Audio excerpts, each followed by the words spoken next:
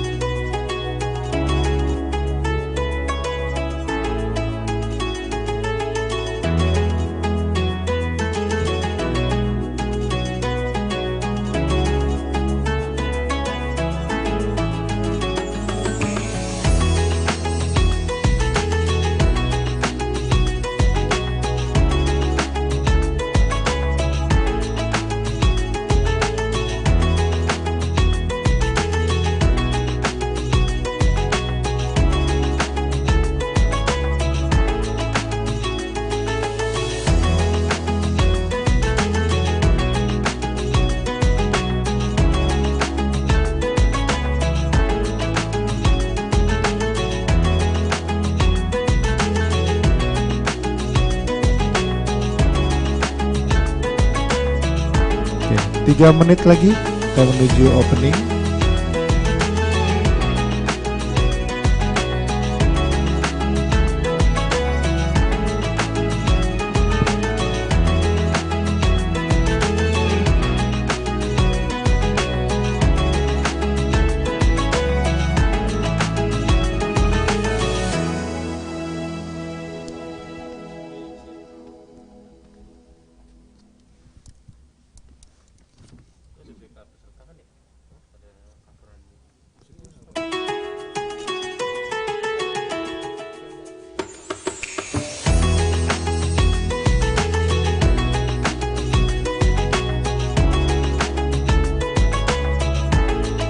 Dua menit, 2 minutes to opening.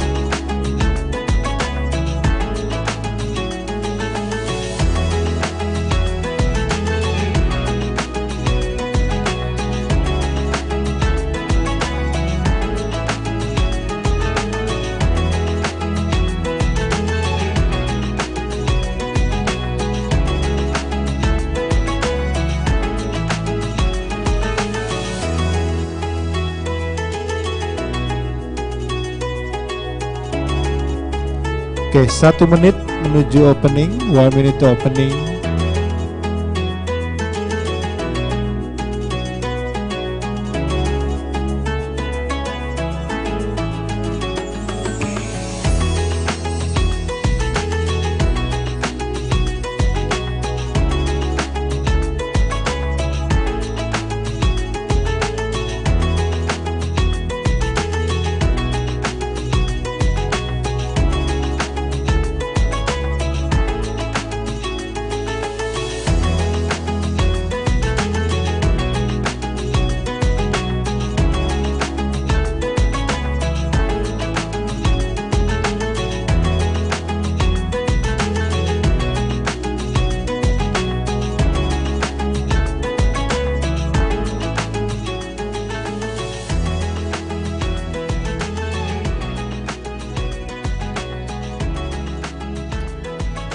Welcome, ladies and gentlemen who have joined us in online session.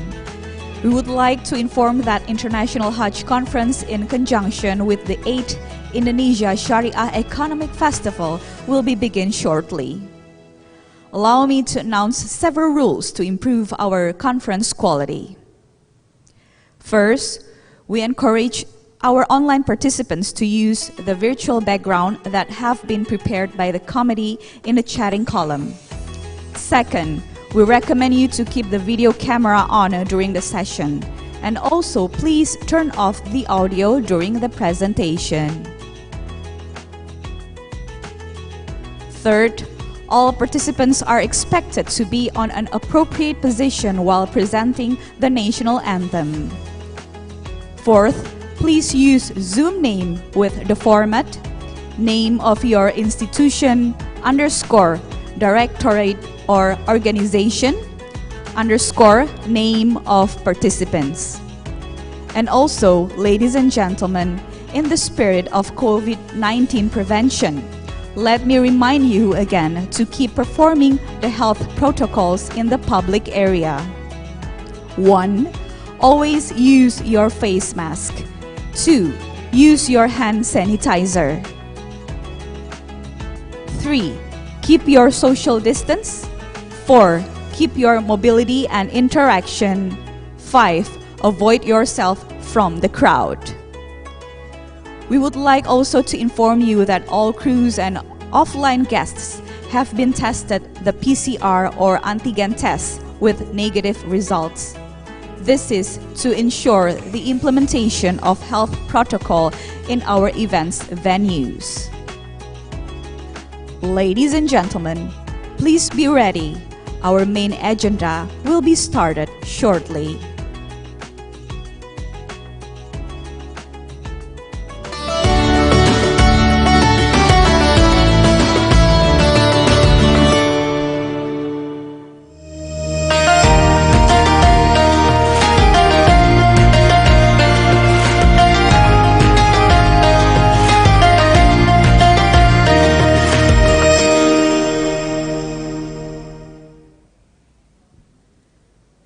So, ladies and gentlemen, to begin our agenda this morning, please express our nationalism by presenting the national anthem, Indonesia Raya. All audience, please raise up.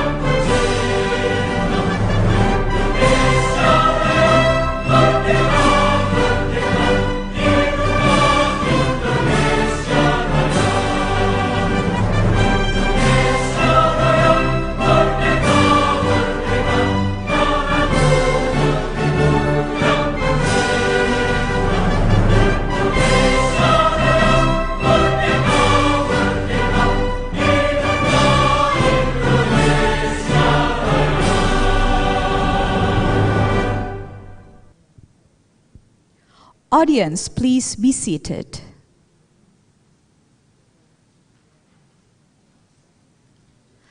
The quality of our event will not be improved without the grace of Allah. Therefore, we would like to invite of all audience to listen to the recitation of Holy Al-Quran by Mr. Kadarasmadi Rashid. Your kind attention is appreciated.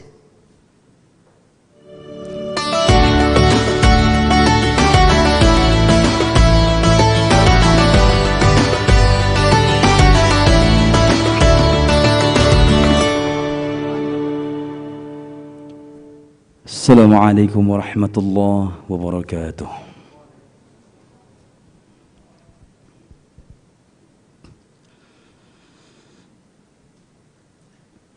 أعوذ بالله من الشيطان الرجيم.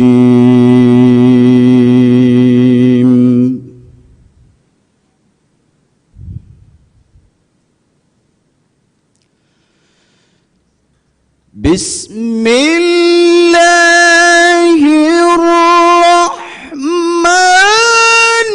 الرحيم.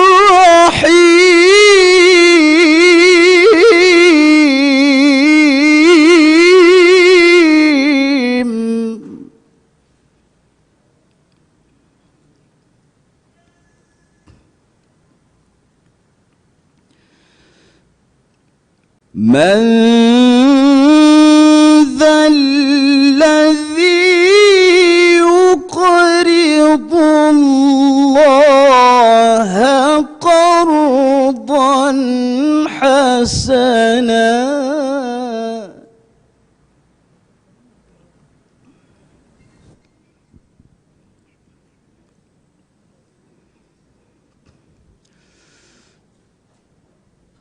يقرض الله قرضا حسنا فيضاعفه له أضعافا كثيرة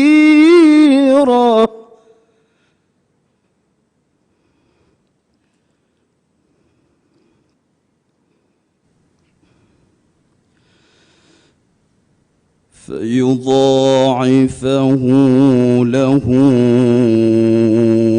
أضعافا كثيرة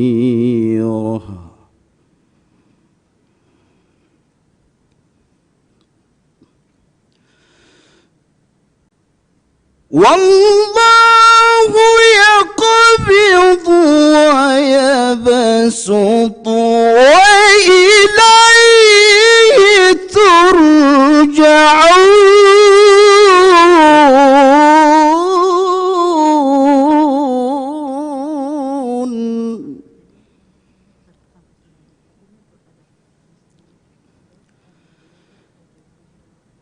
بسم الله الرحمن الرحيم.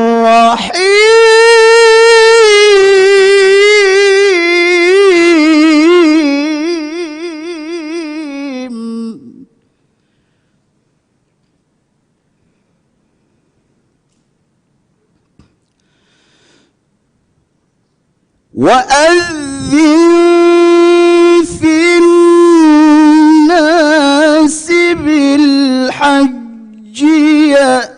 يأتوك رجالا وعلى كل ضامر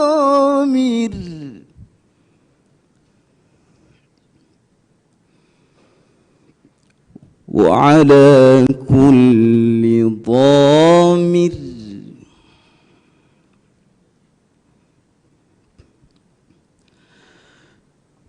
وعلى كل ضامر يأتين من كل فج عميق.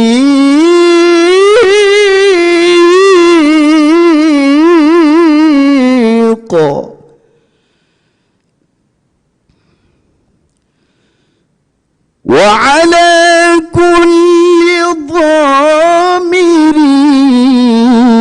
يأتين من كل فج عميق.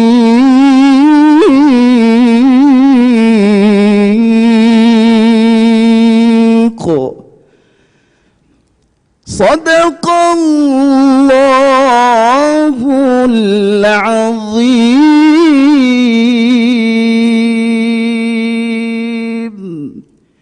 Assalamualaikum warahmatullahi wabarakatuh.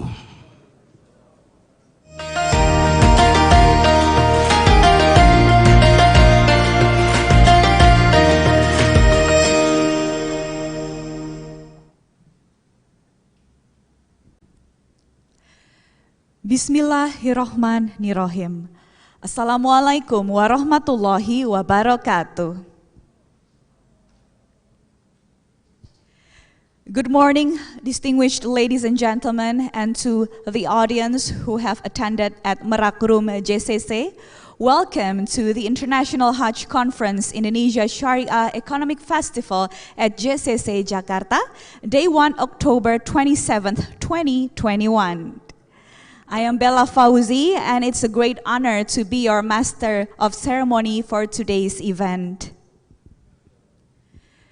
Good morning and welcome to the Honorable Deputy Governor of Bank Indonesia. Please give a big round of applause.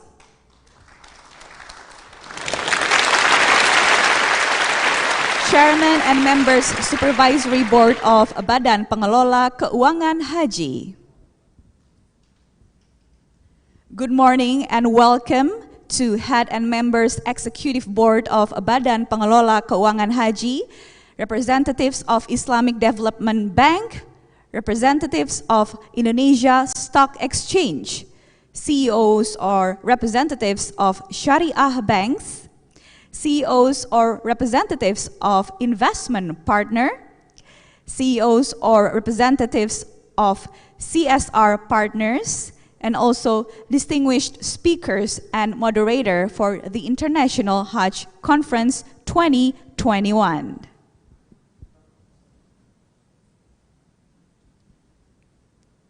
Ladies and gentlemen, to start the event, please welcome Mr. Anggito Abimanyu, Head of Executive Board of BPKH.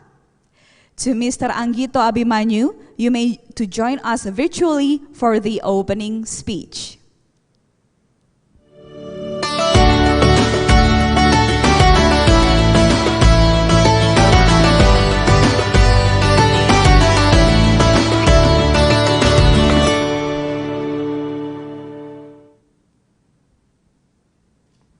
Terima kasih Mbak Isabella Fauzi. Thank you so much for giving me this opportunity to officially open this event.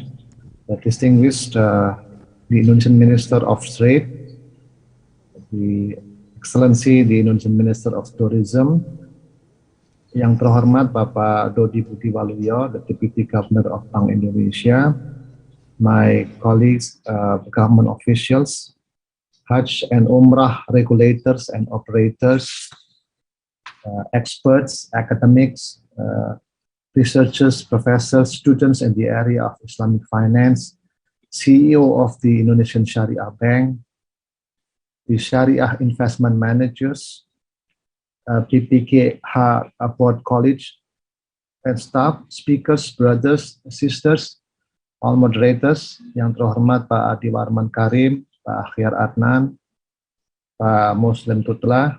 Assalamualaikum warahmatullahi wabarakatuh. On behalf of BPKH, the Indonesian Hajj Fund Management Agency, I would like to thank Bank Indonesia for co-organizing the 3rd International Hajj Conference in the middle of the 8th ISEF meeting held here in Jakarta Convention Center. The vision of 2021 ISEF is escalating halal industry through food and fashion market for economic recovery. This vision places ISEF as an icon of the Sharia economic and finance (SEF) development from various aspects, both at the international and international level. To realize this vision, BPKH, in conjunction with Bank Indonesia, organizes 3 webinars focusing on the development of Sharia economics and finance related to Hajj and Umrah services. Topics to be discussed today and tomorrow webinars are: first, the development of Islamic investment instruments, both in Sharia banks and capital market Islamic instrument. Second, managing religious tourism and Hajj and Umrah. And third, surfacing halal foods and Hajj and Umrah industry. Let me just brief highlight why these three areas are so important to our Hajj and Umrah services and also to economic and social development. First, being one of the 5 pillars of Islam, funds saved at Hajj for Hajj expensive should be a Sharia compliance financial instrument and could only be saved, only be placed in Sharia banks and invest in Sharia instrument. Therefore, it's very important to look at the health of our Sharia banks, the opportunity to invest and in the Islamic instruments and also the support from Islamic Financial Market Authority. Second, it is also important to discuss the quality of Hajj and Umrah tourism services and the satisfaction level of the pilgrim as a customers. It is distinguished between other works as it considers the importance of facilities and services required for Hajj with respect to the actual pilgrim's perception, that is in the demand side, rather than the service providers and or planner perception, that is in the supply side. The other element of Islamic tourism to Indonesia is how Hajj and Umrah outbound attract the global Islamic population inbound. Third, before the pandemic, the number of Umrah and Hajj pilgrims from Indonesia increased each year. One of the important aspects of the experience is finding accommodation and food during Hajj and Umrah practices. For many Indonesian visitors, food with an authentic Indonesian local taste is a must. This is clearly a challenge and at the same time, the opportunity for Indonesian business to collaborate with Saudi partners to provide the local taste food for Hajj and Umrah visitors. Your Excellency, brothers and sisters, the webinar begins by discussing the role of Islamic finance in Hajj and Umrah services and to the economy today. Tomorrow, we will be discussing the issue related to Hajj and Umrah tourism and surfacing halal food for our Hajj and Umrah visitors. We are very fortunate to hear the opening remarks directly from the Bank Indonesia perspective, which will be presented by Bapak Dodi Budiwaluyo, the Deputy Governor. Tomorrow we'll be hearing directly keynotes from Bapak Menteri Tourism, Minister of Tourism, and Honorable Minister of Trade.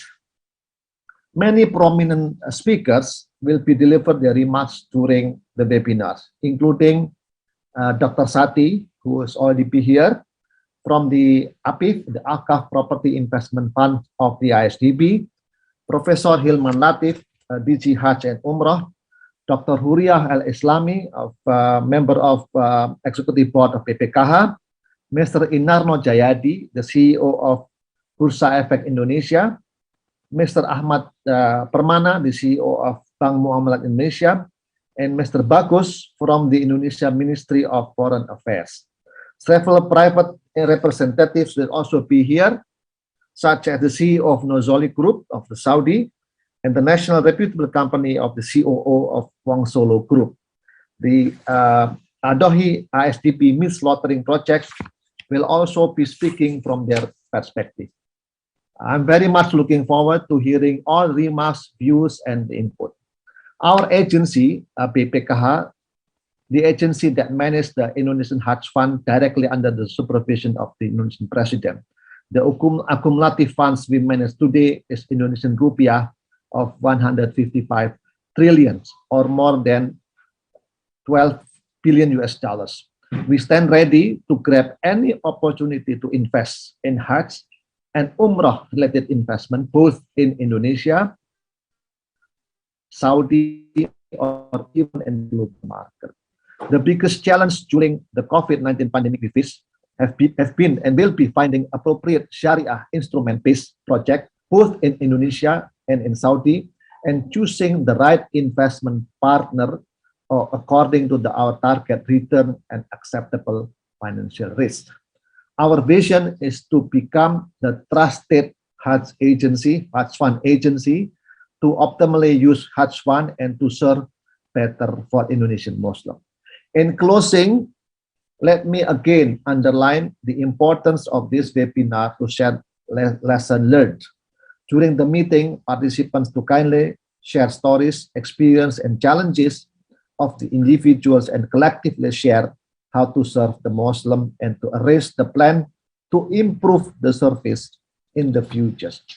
And we are gathering here because we are the servants of our Muslim population, whether we are government officials, Islamic teacher organization, academics, Islamic organization, or private operators, or our job is to ensure that our ummah receive better service quality in terms religious rituals, logistic, health, financial services in achieving their ultimate goals that is accepted by Almighty Allah Subhanahu wa Ta'ala.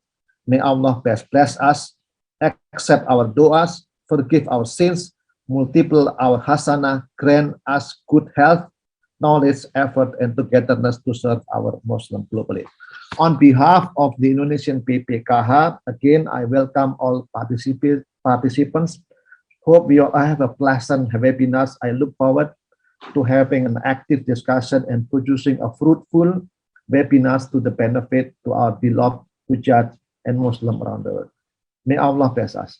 Wallahu muwaffiq ila aqwamit thoriq. Assalamualaikum warahmatullahi ta'ala wabarakatuh.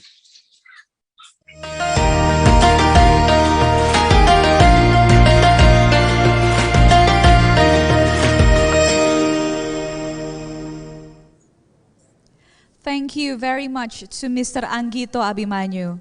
For the next one, let's us welcome the Honorable Deputy Governor of Bank Indonesia, Mr. Dodi Budi Waluyo, to deliver the keynote speech. The time is yours. Terima kasih.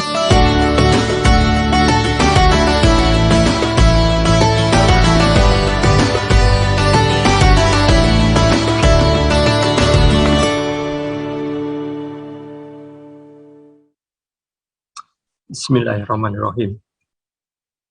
The Honorable Head of Executive Board of Indonesia Hajj Fund Management Agency, Bapak Anggito Abimanyu, distinguished speakers, moderators, my colleagues, Ustadz Adiwarman Karim, colleagues from Bank Indonesia, and all seminar participants. Assalamualaikum warahmatullahi wabarakatuh. Good morning to all of you. Let me begin by praising to Allah Subhanahu wa Ta'ala, Good Almighty, for only His blessing that we all could gather here at the Islamic Investment Forum in International Hajj Conference 2021. Peace and greeting be upon to our Prophet Muhammad Sallallahu Alaihi Wasallam, who had brought us from the darkness to the lightness era. On behalf of Bank Indonesia, I would like to express my sincere gratitude to Indonesia Hajj Funds Management Agency, BPKH, as our co-organizer who has successfully held the third International Conference on Hajj Management. And also my gratefulness to all audience from various institutions around the globe who attend today's seminar. We warmly welcome you all to the 8th Indonesia Sharia Economic Festival, ISEF. Hereby, on this important occasion, allow me to emphasize my remarks by delivering it according to the theme of the opportunities and challenges in Islamic investment due to uncertain global economic amidst COVID-19 pandemic. Distinguished guests, ladies and gentlemen, pilgrims to Mecca in Saudi Arabia, or also known as Hajj, is an obligation for a Muslim who is physically and financially capable of performing it. Before the outbreak of the COVID-19 pandemic, each year around 2 until 3 million Muslims around the world perform Hajj. According to the General Authority for the Statistics of the Saudi Arabia, the total number of pilgrims in 2019 Hajj season reached only 2.4 million pilgrims. This year, Hajj is only open to internal pilgrims and in limited numbers. approximately only 60,000 persons, which comes as an affirmation of the humanitarian intention of the Saudi leadership to prioritize the health and safety of the pilgrims and their homelands. The limitation pilgrims will likely to have a long-term impact on the key of the pilgrims also led to an even greater accumulation of Hajj funds to be administered.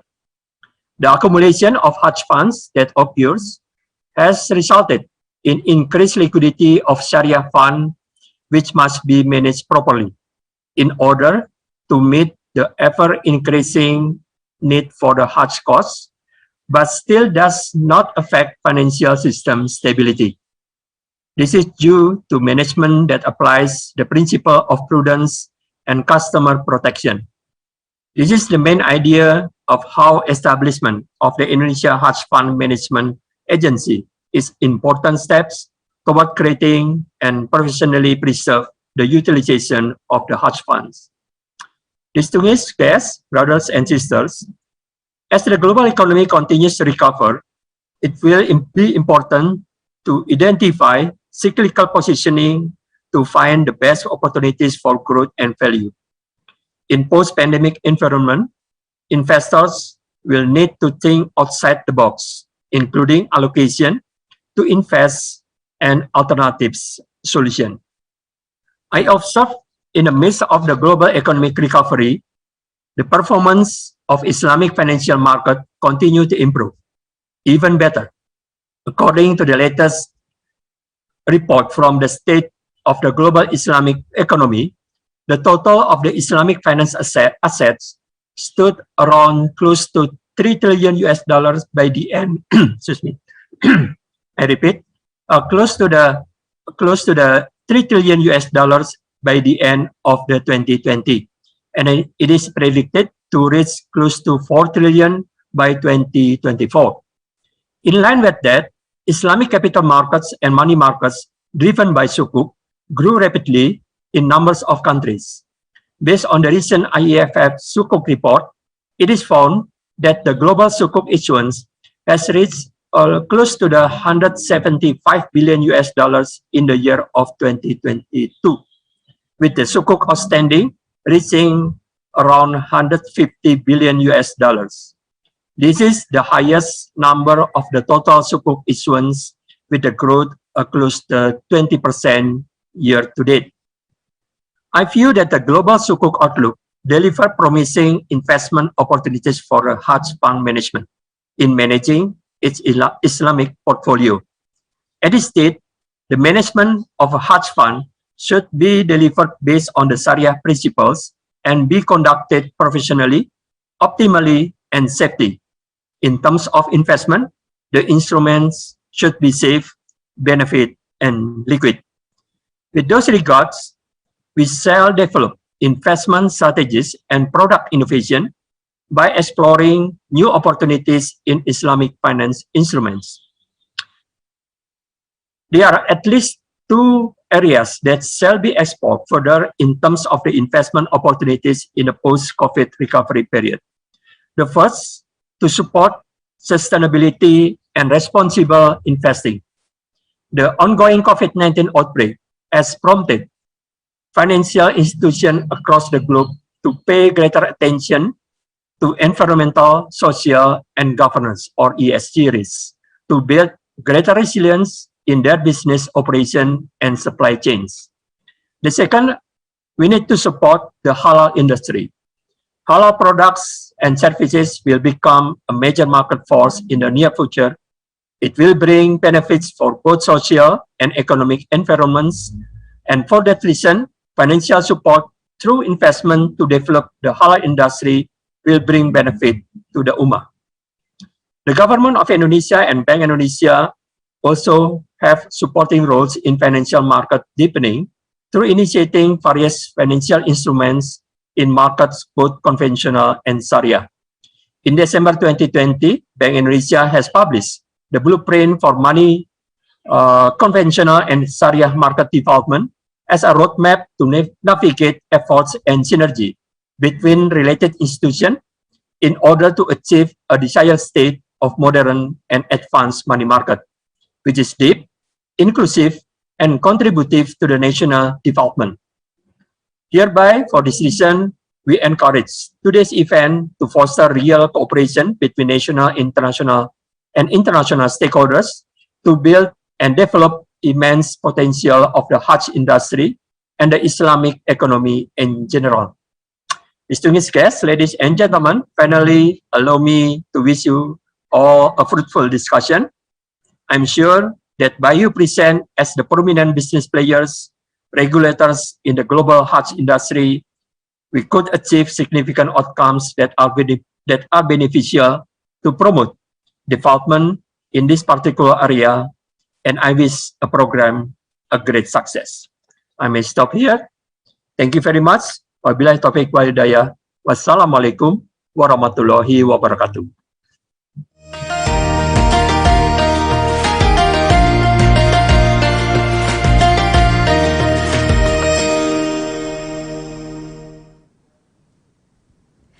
Thank you very much to Mr. Dodi Budi Waluyo. Distinguished ladies and gentlemen, before we begin our first session for today, let's do a photo session first.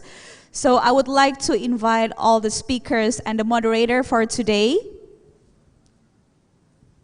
I would like to invite Dr. Anggito Abimanyu, Dr. Muhammad Ali Chati, Mr. Ahmad K. Permana, Mr. Inarno Jayadi, Dr. Huriah L. Islami, Mr. Adi Warman Karim, and Mr. M. Akhyar Adnan.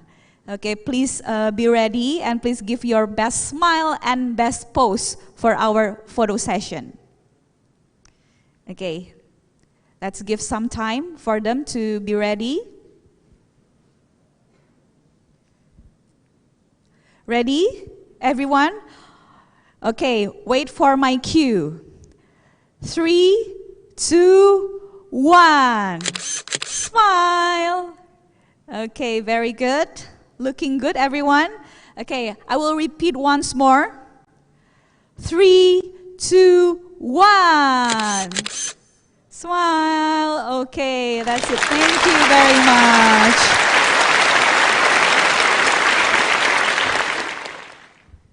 Okay, ladies and gentlemen, let's begin our session 1 with the topic Islamic Investment Forum. And please welcome our speakers for today. I will mention it again.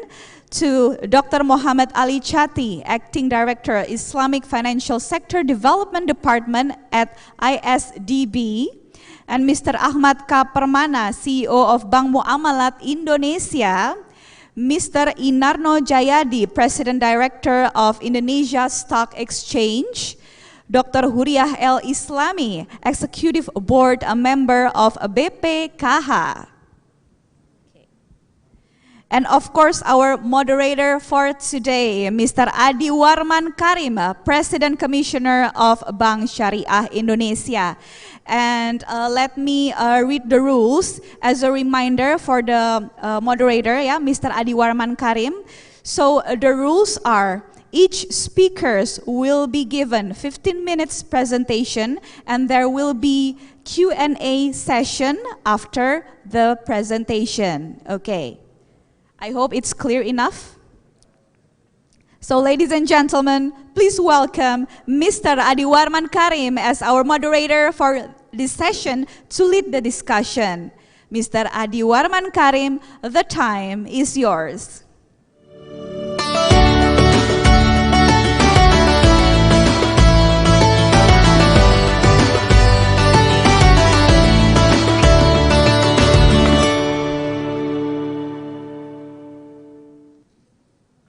Well, thank you, Isabella. So nice of you.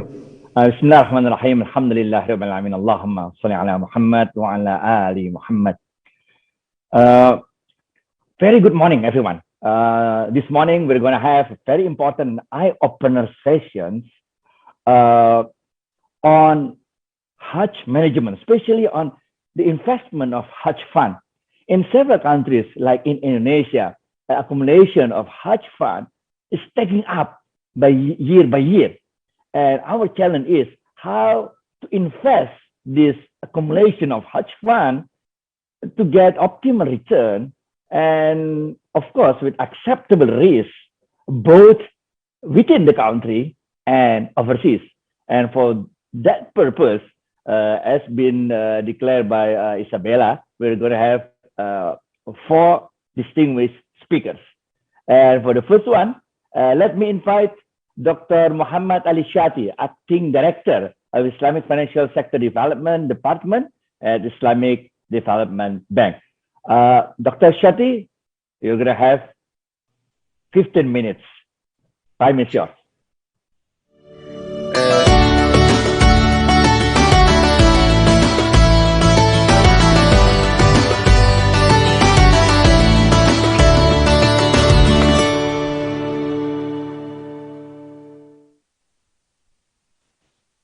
بسم الله الرحمن الرحيم الحمد لله رب العالمين والصلاة والسلام على رسول الله وعلى آله وصحبه ومن والاه. Dear BPKH and Bank Indonesia colleagues, dear sister and brothers, distinguished guests, Assalamu alaikum wa rahmatullahi ta'ala wa barakatuh.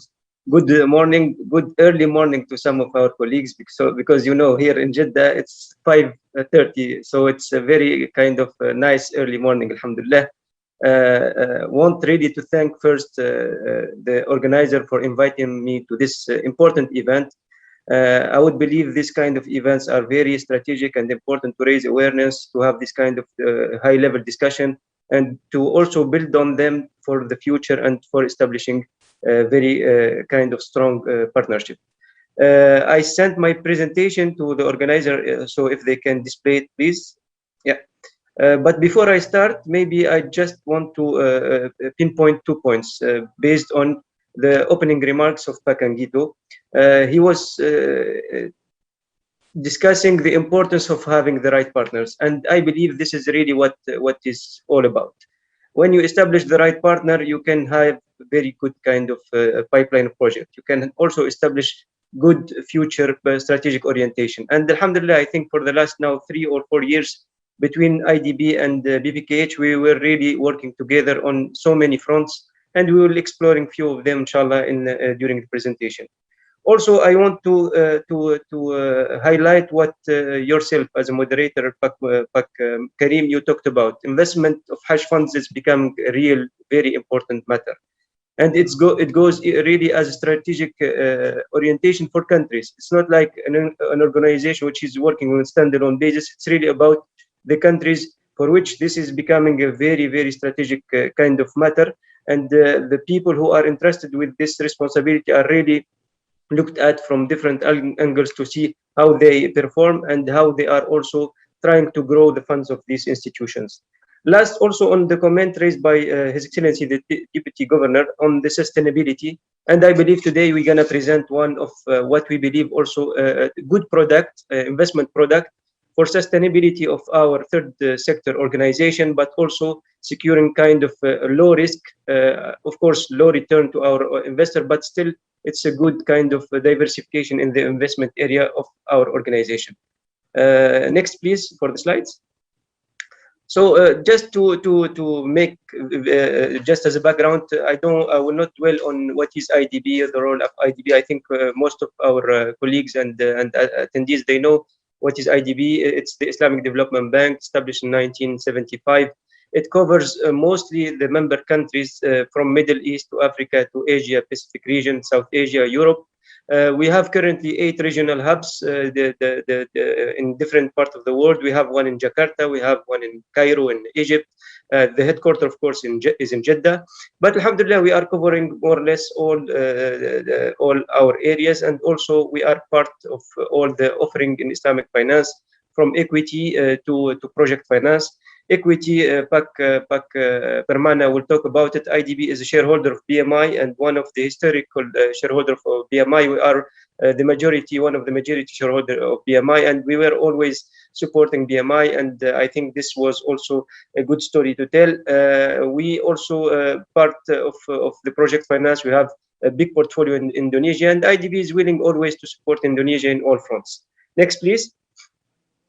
So regarding now, we will have spotlight on what we call the Awqaf Properties Investment Fund, and I would explain why. Because We can discuss the other product, but definitely this product is different and is unique. Even though it was established 20 years back, but until now, today in the world, it's not only in member countries, but today in the world, there is no comparison to this product that the IDB is offering. So the presentation will be, I hope, inshallah, interesting and quick. It will be around this, next please. Yes, next. It will be around these 6 areas, but I will not be long, inshallah, it will be short and direct to the point. Next. So now, again, for the Waqf, as all you know, it's defined as perpetual endowment, and it's in part of the world they are calling it awqaf, and in other parts of the world, like in North Africa, they are calling it ahbas or habs. Of course, creating a Waqf will involve setting aside certain assets and preserving them so that their benefit will continuously flow to the ultimate beneficiary. By the way, during all my presentation, all the pictures that you are seeing are real picture of projects financed by this fund. So just for you to understand also, this picture, for example, is a Waqf project that we are constructing. Now we are almost in the 12th floor of that building, and it's in the central area of Medina next to Haram Medina. So it's really in a very kind of strategic location in Medina al-Munawwara. I come back now to the background on awqaf. As we say, it's the Waqf can be in kind, real estate, or it can be in cash. Some scholars now, they accept even the waqti, which is the temporary cash Waqf, and it's becoming also very used. And I believe in Indonesia, you are pioneer also in trying this kind of setup, and it showed that it is a successful one. The good thing about awqaf is it's a legacy from the Muslim world. But actually, what happened is that it was taken by the major West countries, and they developed it in something similar. But they also succeeded on it. We can just mention the case of Harvard Endowment, which has almost 40 billion worth of assets as endowment or awqaf. MIT is another example, and we have many other examples. Now, if we can go to the next, please. So now for what is APIF? Actually, what happened in 1997, there was a meeting of the OIC, and during that meeting, they were discussing the role of IDB and the role of awqaf. And at that time, there was a courageous decision to establish a specific fund which will cater for this need, because there was demand and there was a need for an instrument to support organization, non-for-profit organization, third sector organization, to support their activity, especially if they do not have enough cash to develop their own awqaf. So IDB with 9 other organizations, they established in 2001 this fund, and it started its operation. And its role was really initially to provide financing for organization to develop their own awqaf assets based on their idle land. So what happened is, really at that time, we find that many organizations, many awqaf institutions, they have lands, they have idle lands in very strategic places in the country and in the capital, but unfortunately they do not have the cash to develop those lands. So here came this idea of having an instrument or a financial instrument, financial fund, which will be the financier for this institution. So this institution will bring the land, and this fund will bring the cash to develop those lands. What we call also ourselves is really we are doing second degree development, meaning that we are not supporting the organization on their ultimate activities. Example, if they are in healthcare or services, if they are providing education services, we are not giving them budget to support those activities. No, we are in the middle. We are coming in the middle to support the establishment of awqaf assets, and the income of those awqaf assets will support their ultimate objectives. So this is why we believe that we are a second degree kind of development, where it's all about sustainability. And this is what I was referring to what His Excellency the Deputy Governor was talking about. It's if you continue giving this kind of funds to the organization to use them in their ultimate goals, this will not serve their sustainability. Our objective is really to work on their sustainability by having this kind of assets which will generate income, which will appreciate in value with time, and then you will sustain their intervention and impact on the time. Next, please. Now the model is simple, as I explained. We have a beneficiary organization and we have the APIF. So the beneficiary organization will submit a request for a financing of a project, and then ourselves, we will have a kind of partnership with them. It's not an equity kind of partnership. It's really financing to this organization. So we provide long-term financing. During the period of repayment, we will be getting part of the income of those assets to repay our loan. Ultimately, when the repayments are finished, the whole income will go to the ultimate or will go to the beneficiary. Next, please. Today is really, there is a trend about talking about SDGs, and we have done our analysis also to see what is the link, what are we serving in terms of SDGs. If we look at it, we are really engaged in fulfilling the double role of our mandate of achieving this financial sustainability in addition to the social impact. So we believe, and this is based also on some analysis that we have run, that we are at least covering 8 of the SDGs, starting from no poverty to good health and well-being, reduced inequalities, and I will give a few examples later on. Next, please. Now, again, if we ask ourselves, what is this relevance to international development? Because this is also one of the topic of our event in general. We are not talking about products which will serve only our Muslim Ummah, but what is really the added value that we are proposing to international development. So we believe that there is really a great potential for Awqaf as a component of development projects. What I mean by that, usually when we go for big projects, for example, in education, we are always looking at the matter from one angle, which is constructing schools, or from healthcare, constructing hospitals. But most of the time, we forget about the financial sustainability. We forget about the budget that is used to manage or to operationalize these projects. So if we integrate the Awqaf as part of the offering, this might be a better deal. Meaning that today we had already started a few attempts where if we allocate a budget of 50 million for construction of schools, let's say, we need really to divide that amount by having, for example, 40 to the hard component, which is the schools itself, but also keeping a portion for some kind of Awqaf assets which will generate income and sustain the activities of those projects. Next, please.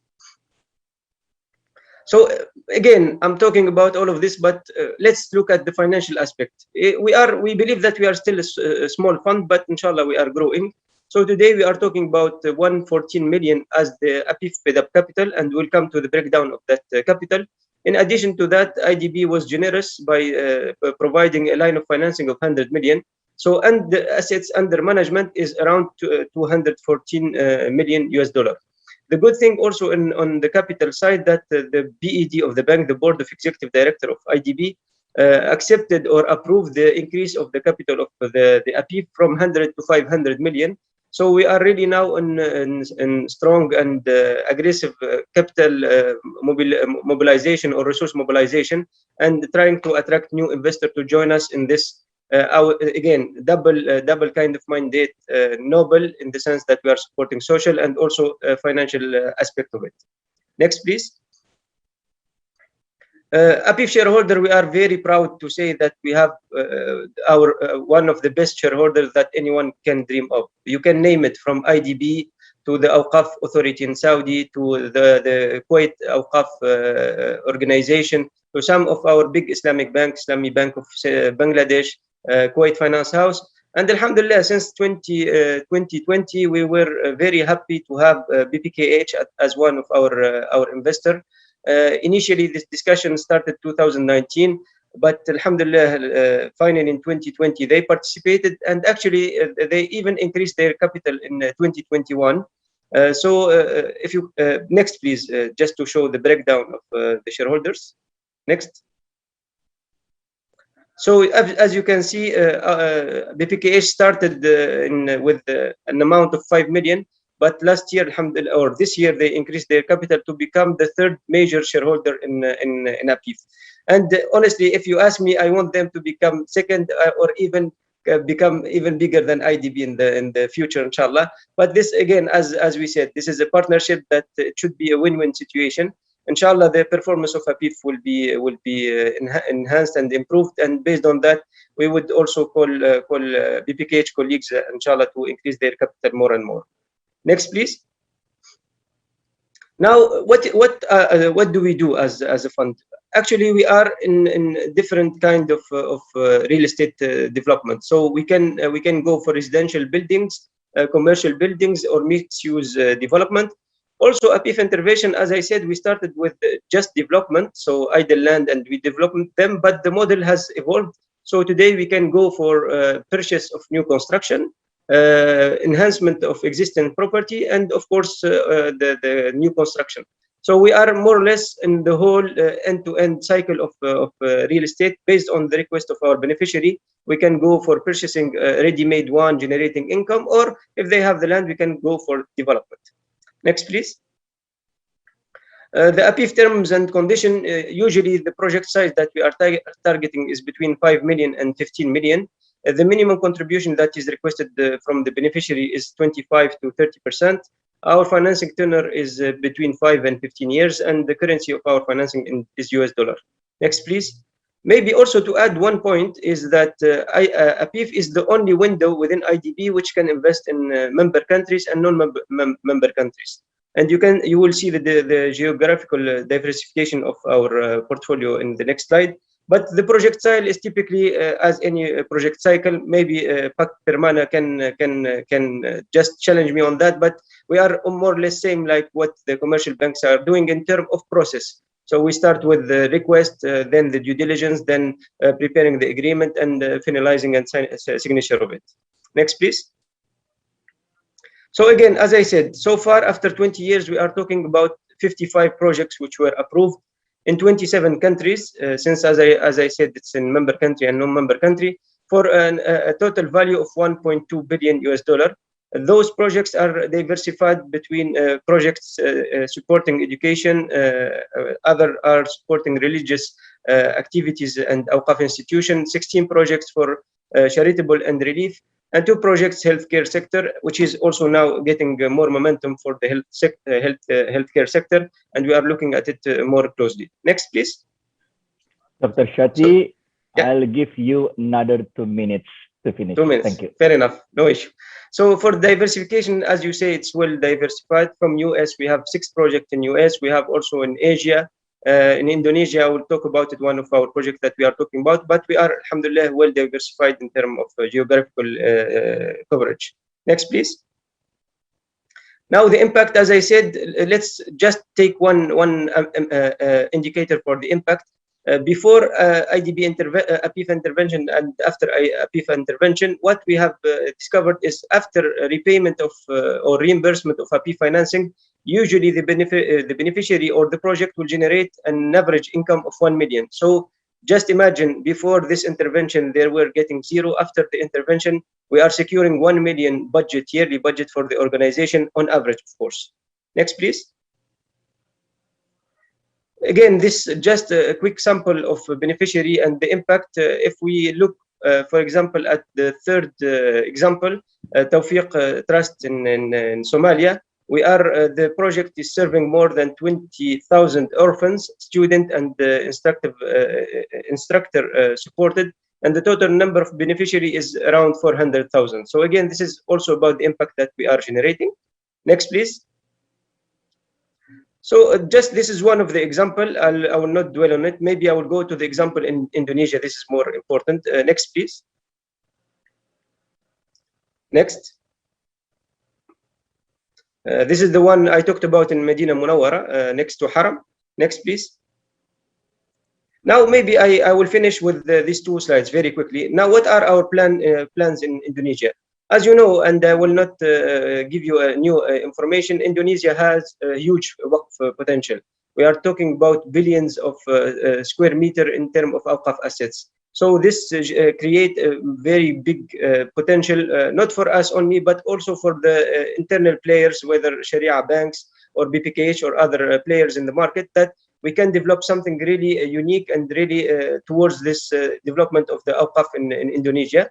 from our side, we are really looking forward to implement the first project, and I will show just a slide quickly on it. But also, we are looking forward to source new deals.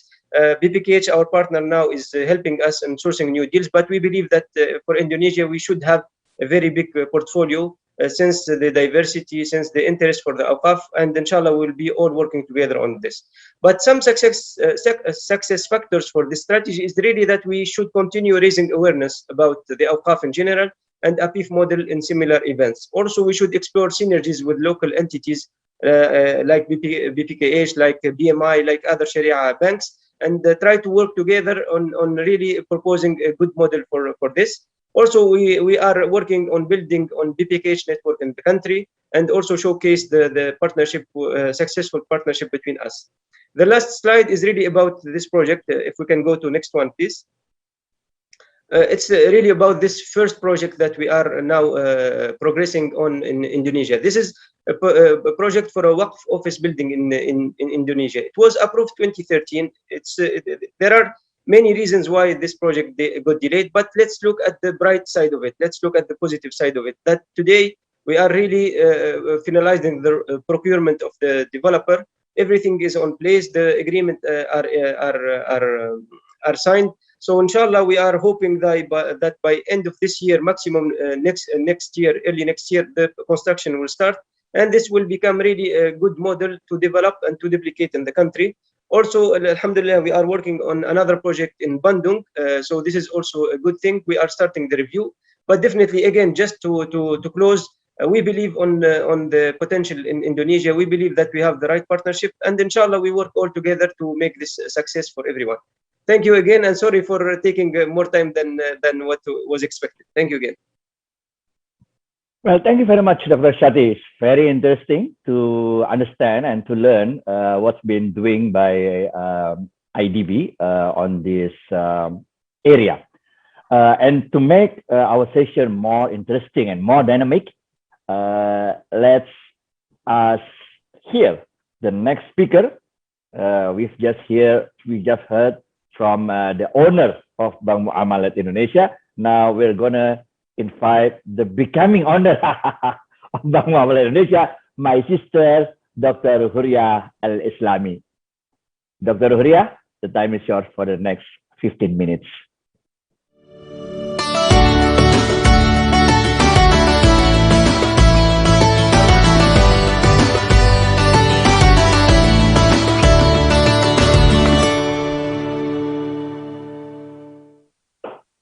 Thank you, Bang Adi. Bismillahirrahmanirrahim. Assalamualaikum warahmatullahi wabarakatuh. Alhamdulillah, nahmaduhu wa nasta'inuhu wa nastaghfiruh wa na'udzu billahi min shururi anfusina wa min sayyiati a'malina may yahdihillahu fala mudilla lahu wa may yudlil fala hadiyalah. Wassalatu wassalamu ala asyrafil anbiya'i wal mursalin sayyidina Muhammadin wa ala alihi wa ashabihi wa man tabi'ahum bi ihsan ila yaumiddin. Rabbi shrah li sadri wa yassir li amri wahlul 'uqdatam min lisani yafqahu qawli. Amma ba'du. It's great to be here to see you all. Thank you for having me. So today, for this event, for the Islamic investment event, we would like to highlight the potential, the opportunities, the challenges that we have in Islamic investment, as well as the in relation to the Hajj investment, of course. Thank you for Brother Sati, who had the earlier speaker, who has highlighted that Alhamdulillah, BPKH, we had invested with in ISDB in the APIF, the Awqaf Properties Investment Fund, and we are the third largest investor there. So inshallah, we'll make more impact through the investment in ISDB, inshallah. And meanwhile, let me actually share a bit highlight about Islamic and Hajj investment opportunities and challenges. Why we should do Islamic investment. Next page, please. Well, the Islamic finance asset has grown quite significantly, and it is projected by 2024 that the size, actually there's a adjustment to the number already due to the pandemic. So right now, the projection by 2024, the size will reach 3.6 billion USD. 3.6 trillion USD. Next page, please. And this is when we talk about Islamic finance alone. But there are reasons why people do Islamic finance. I would say there are three. First, of course, there are people or there are institutions that just have to do it because of the mandate it has. BPKH is actually within this category, so it's imposed by law. We have to do Sharia compliant investment. And there are people who do it by choice because of religious or ethical reason. But there are also people who do it for the reason which I call as dollar sense. Yeah, there is the financial reason. Why? Because as you can see, it's not a small market. We are talking about the potential of almost 4 trillion in 2 years' time, despite the pandemic and all this rating agency, the Reuters, Refinitiv, and all. They have been reported that the growth of the Islamic finance the past 2 years, despite the pandemic has been very encouraging. There is at the number of more 10 to 12%. Next page, please.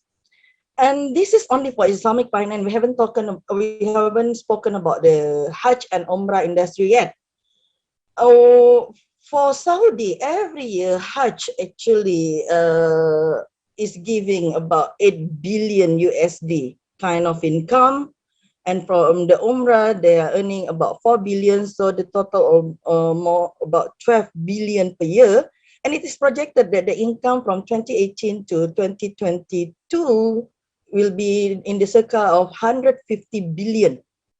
And this is taking into consideration before the pandemic, there were every year for the Hajj alone, there were about 2.5 million people there doing the Hajj. And from this industry, it has been studied, and it is projected that it could create more than 100,000 permanent jobs related to Hajj. This is the permanent one outside those additional one which actually they usually add from time to time due to the Hajj requirement. So looking at this figure, we are not really talking about small industry. We are talking about potential that has yet to be tapped. And well, if we talk about dollar cents, if for any other reason, for BPKH, it's very obvious. Of course, we are the people we are managing the people or the pilgrims fund. And therefore, we have no choice. But, of course, they do pilgrimage in Mecca, in Saudi Arabia. So the best for us actually to invest there. But even for those who do not have this kind of mandate, this is an opportunity not to be missed due to the size of the industry. Next page, please. So now for the audience outside there who may not have heard about BPKH, what is BPKH? BPKH, Badan Pengelola Keuangan Haji, or in English we would say the Hajj Fund Management Agency, is an entity established by law. There was law number 34/2014 on the Hajj Fund Management, and subsequent to that, there were 2 regulations that were gazetted as well. There is this regulation of the government number 5/2018 that basically laid down the bylaws of how we can do the Hajj Fund management, and also the regulation of the President number 110 year 2017 that established the Hajj Fund Management Agency itself. So what is Hajj Fund? You may be wondering. The law has given this definition that Hajj Fund shall mean all rights and obligations of the central government that can be valued against money related to the Hajj administration, as well as all assets in terms of money or goods that can be valued against money as a result of the implementation of these rights and obligations, both those originating from the Hajj congregation and other legal and non-binding sources. If you look at the legal definition given by the law, it is very, very comprehensive. Like basically, it's an umbrella provision. Anything under the sun related to Hajj, related to the obligation of the government, they are part of the Hajj Fund. But let me try to make it simple for everyone to understand that when we talk about Hajj Fund, basically we're talking about 2 kinds of fund they are under our management. We have what we call as the Hajj Fund, Dana Haji, and the Perpetual People Fund, the Dana Abadi Umat, which basically the Hajj Fund are those funds that are being accumulated due to the people who register for Hajj. Because as you all know, for every country at the moment, the system only allows 0.01% quota of the Muslim to perform Hajj before the pandemic. We'll see how it will be next year. Hopefully, Now that Saudi has opened its borders, we are hoping that they may actually allow for the same quota or even more.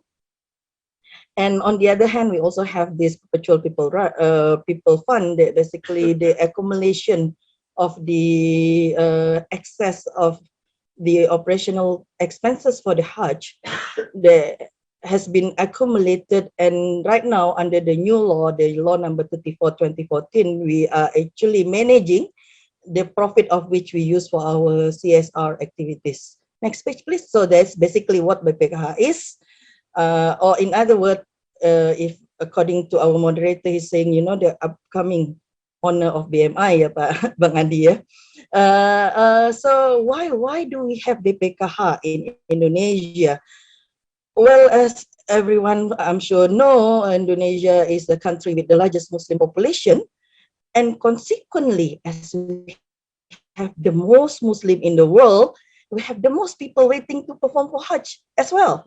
Because of this quota, you know, only 0.01% of the Muslim can actually perform Hajj each year, who are allowed to go to Saudi to perform the pilgrimage. Consequently, we have people who are in the wait. The waiting period has actually gone up to 36 years. Actually, this may not be there up to date, because I trust in some area has gone beyond 40 years. So apologize for this data. And we have more than 5 million people in the wait. And the number keep on increasing because people, you know, like, because of the first come, first serve basis, people would like to register in order to get the earlier opportunity to go. And but at the same time, because of the limitation of the quota from the set up by the OIC, yeah, not many people could go. And the pandemic in the past 2 years, due to the pandemic, the Saudi did not actually allow people from outside Saudi to come to perform pilgrimage. The number has accumulated even more. That's in terms of the long waiting period, in terms of the people who are in the wait. But this also has the consequence in the sense that those who are registered, they have paid. At the moment, they paid 25 million in order to register to get the seat, the waiting ticket, that basically indicate when they can go and perform Hajj. And this actually triggered to the accumulation of the fund at the size of 155.92 trillion, almost 156 trillion rupiah, which is equivalent to 10.9, almost 11 billion at the moment. So imagine if this sizable amount just sit, do nothing, it will be such a waste, and it is not in line with Sharia as well. You know, Bang Adi is the Sharia Islamic finance expert here. We all know under the Sharia law, money is not allowed to sit still, not actually being used to produce, to be productive. And on the other hand, despite the long waiting period and the big size of amount of money that has been accumulated, we also have this issue of currency mismatch. Why? Because in reality, when the pilgrims, they pay for 25 million and additional sum, probably 10 million, whatever. There are some maybe depending on what is declared as the BPKH or BP. And there is the amount that they have to pay in order to perform Hajj. The actual cost is much higher than that. Actually, could go double or more. And this subsidy, the difference of the sum actually being paid by the profit margin that is generated from the management of the fund by BPKH. And not only that, those people who are registering to go for Hajj, they pay the registration in rupiah, whereas our expenses, of course, you know, when we want to book for the accommodation, when they have to pay for transportation, of course, all this actually within the authority of the Ministry of Religious Affairs. We are basically paying the sum, how much there will be the expenses to the Ministry of Religious Affairs, but basically all those expenses are not in rupiah. They are either in USD or in SAR. So there is this currency mismatch. In addition to subsidy, there's always a challenge. There's always a potential that the price can go and hike. Just God knows what will be the gap. But and therefore, you know, due to the waiting period, due to the size of the sum, due to this mismatch of the currency and the need to provide the subsidy, it is very important that there has to be an entity professionally manage the fund. And that's why BPKH was established. Next page, please. And aside to all the three reasons we discussed just now, there are actually three particular reasons also set out in the law itself. Whereas the purpose, the very objective of the management of the fund is first, to improve the quality of the organization of the Hajj. Second, to improve the rationality and efficiency in spending of the BPIH. BPIH is the sum of the expense required to perform the Hajj, the amount that is being paid by the individual pilgrim. Yeah, the last one being around 35 million. The BPIH is the total expense required for the performance of the pilgrimage. So the sum being paid by the Hajj plus the subsidy being provided by BPKH. And the third, benefits for the Muslim. See, when it comes to management of the fund, of course, when we invest, when we place, we can always achieve, and it is the ultimate, of course, we serve the third purpose, the benefit for the Muslim. But then in order to ensure the quality of the organization of the Hajj, in order to ensure the improvement of the rationality and efficiency in spending of BPIH, it is not enough that we just place or invest in any other kind of instrument.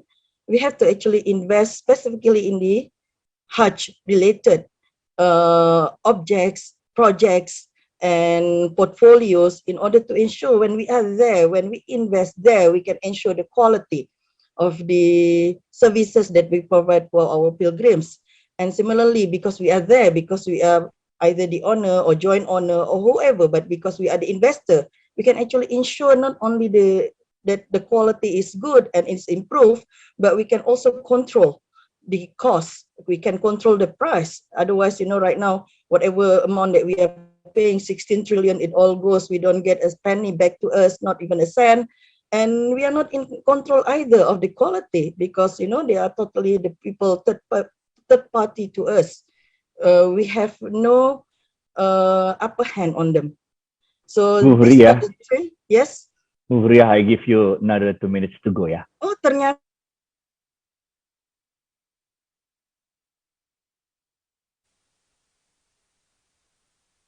Ibu, we cannot hear you.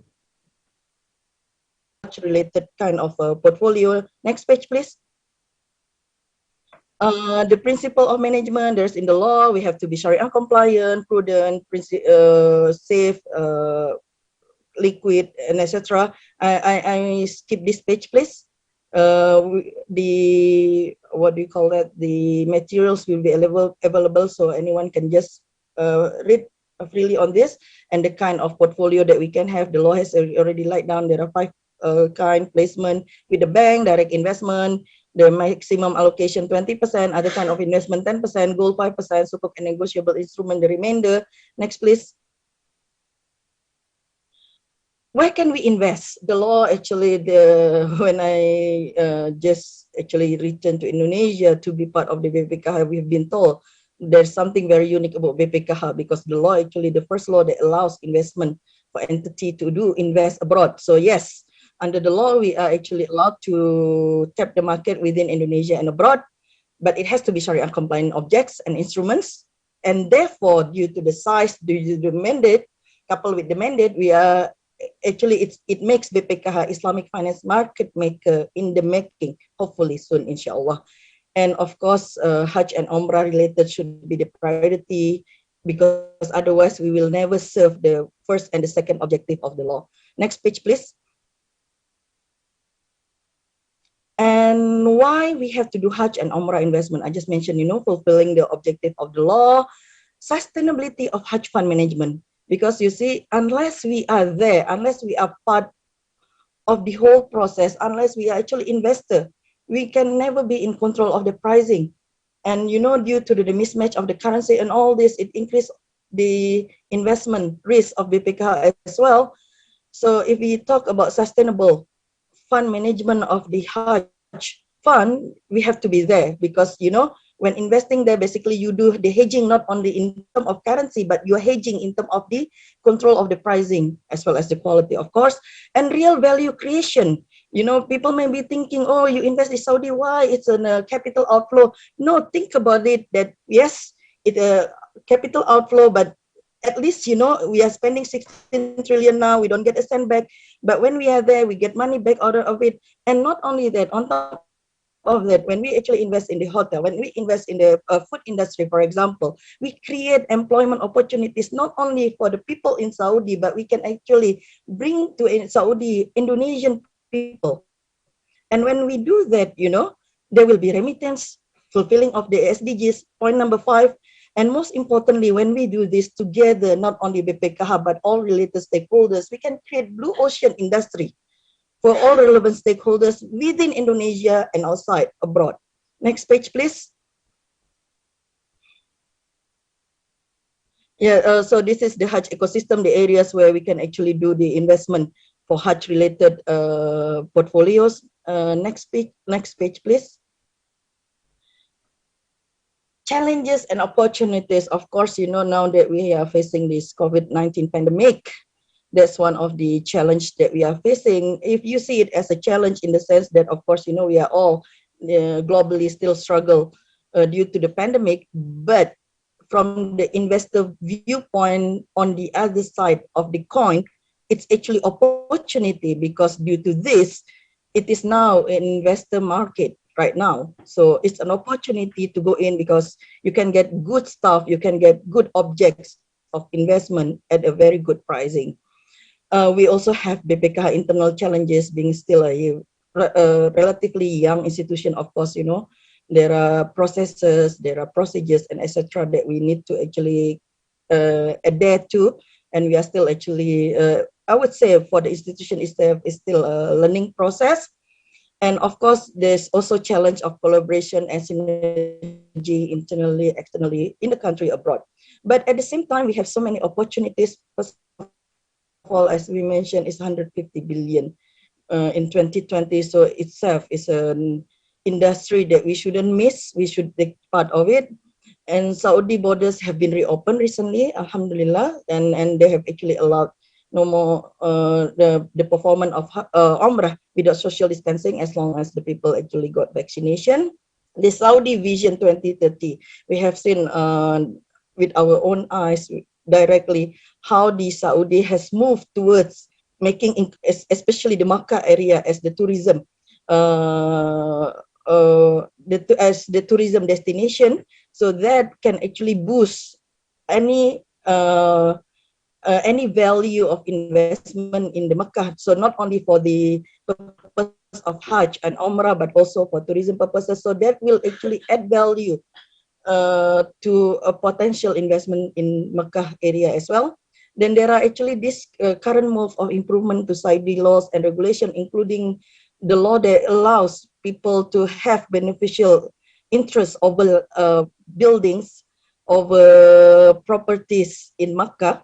So not only limited to Saudi. And then BPKH's mandate, there's also opportunity, because by law we are allowed to invest abroad. In fact, in order to fulfill the first two objectives of the law, we should actually focus on the investment in Hajj-related portfolio and collaboration and synergy. When we can actually do this with the stakeholders internally and externally, we can actually achieve the purpose of managing the Hajj fund for the optimum return of the pilgrims, as well as making BPKH as the Islamic market maker in the country, inshallah. And last but not least, Bang Adi, just the key takeaways. Last page, please. Yes, Islamic finance industry is growing and continues to claim bigger role globally. Hajj and Umrah are important and inseparable part of Islamic and halal industry. Hajj and Umrah are religious rituals, but they are also lucrative business. So all these factors combined together, plus the mandate of BPKH, there could be strong reason why BPKH should invest in Hajj and Umrah as part of the law of number 30 fulfillment and for sustainability reason. So we see the opportunities we saw the challenges as well, but opportunities are prevailing.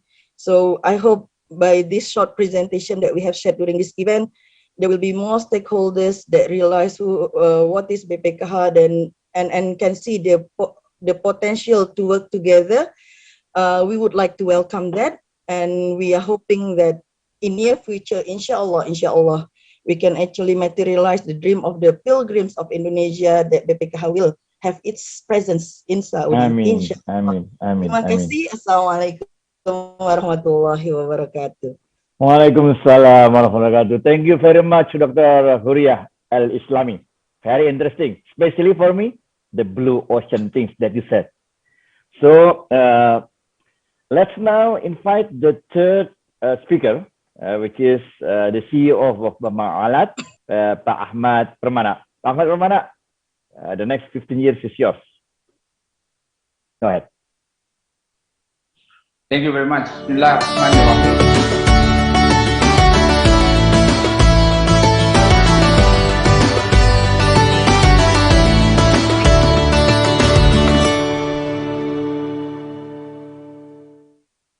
Okay, thank you very much. Bismillahirrahmanirrahim. Excellencies, Bapak Dodi Budi Waluyo from Deputy Governor of Bank Indonesia, Excellencies, Dr. Anggito Abimanyu, Kepala BPKH, and Excellencies, Dr. Muhammad Akhir Adnan, Dewan Pengawas BPKH.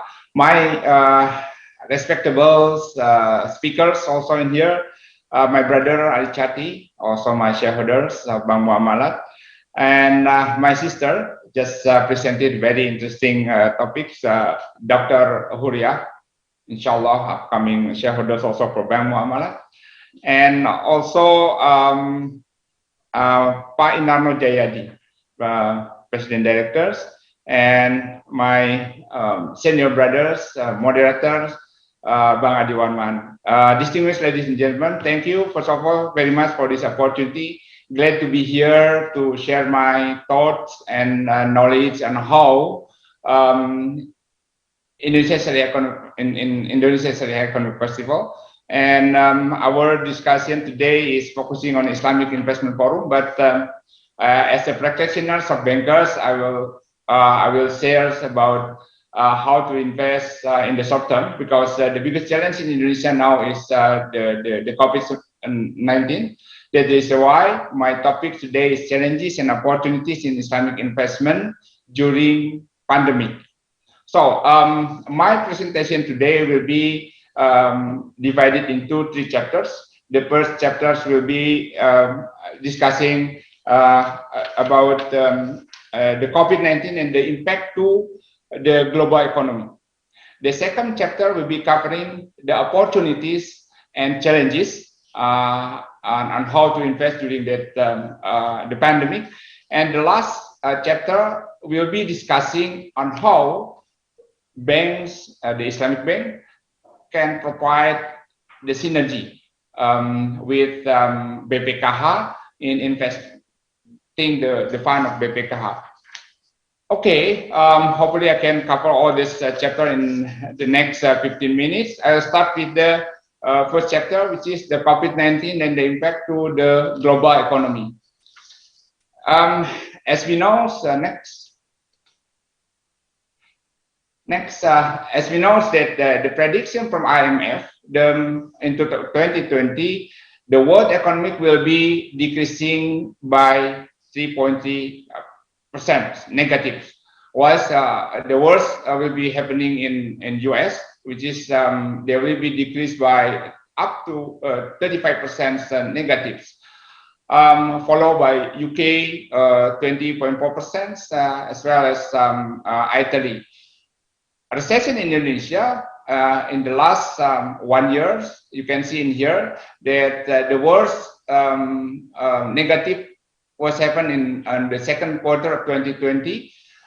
We were negative by 5.32%, slightly better in the third quarter 2020. We were negative in 3.49. That's the global impact of the COVID-19 into the global economy. Next. So to be specific, in Indonesia, unemployment rates increased quite significantly, almost 10 million people unemployed during the periods. And the worst is the very challenging thing for bankers, because 64% of borrowers, creditors in banking industry now under difficulty in paying their debt to banks. That is the reason why, thank you to OJK, because the OJK has launched the regulation number 46, yeah, in order to facilitate for customer to restructure the facility in the bank.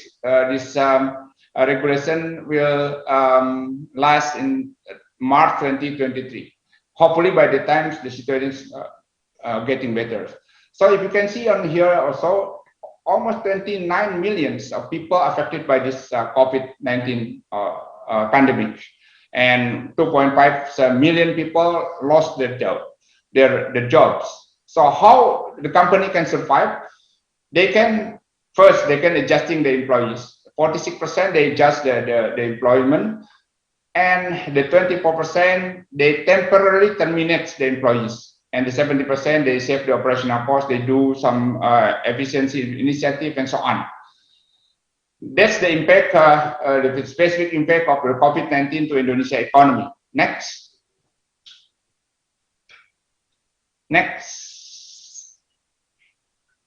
Okay, how to handle this the pandemic? Some countries allocate very significant amounts of budget to handle the pandemic. The biggest, again, coming from United States, they allocate almost 32 trillions of budget for this pandemic COVID-19. They allocate almost 10% of the gross domestic product, as well as Germany. Germany also allocate 10%. The biggest allocations coming from Japan. They allocate 20% of the gross domestic product to for this negative impact of the COVID-19. How big in Indonesia? Indonesia allocate 436 trillion rupiah. This is very big numbers. However, if we compare with other countries, yeah, our allocation is only 2.5% gross domestic product.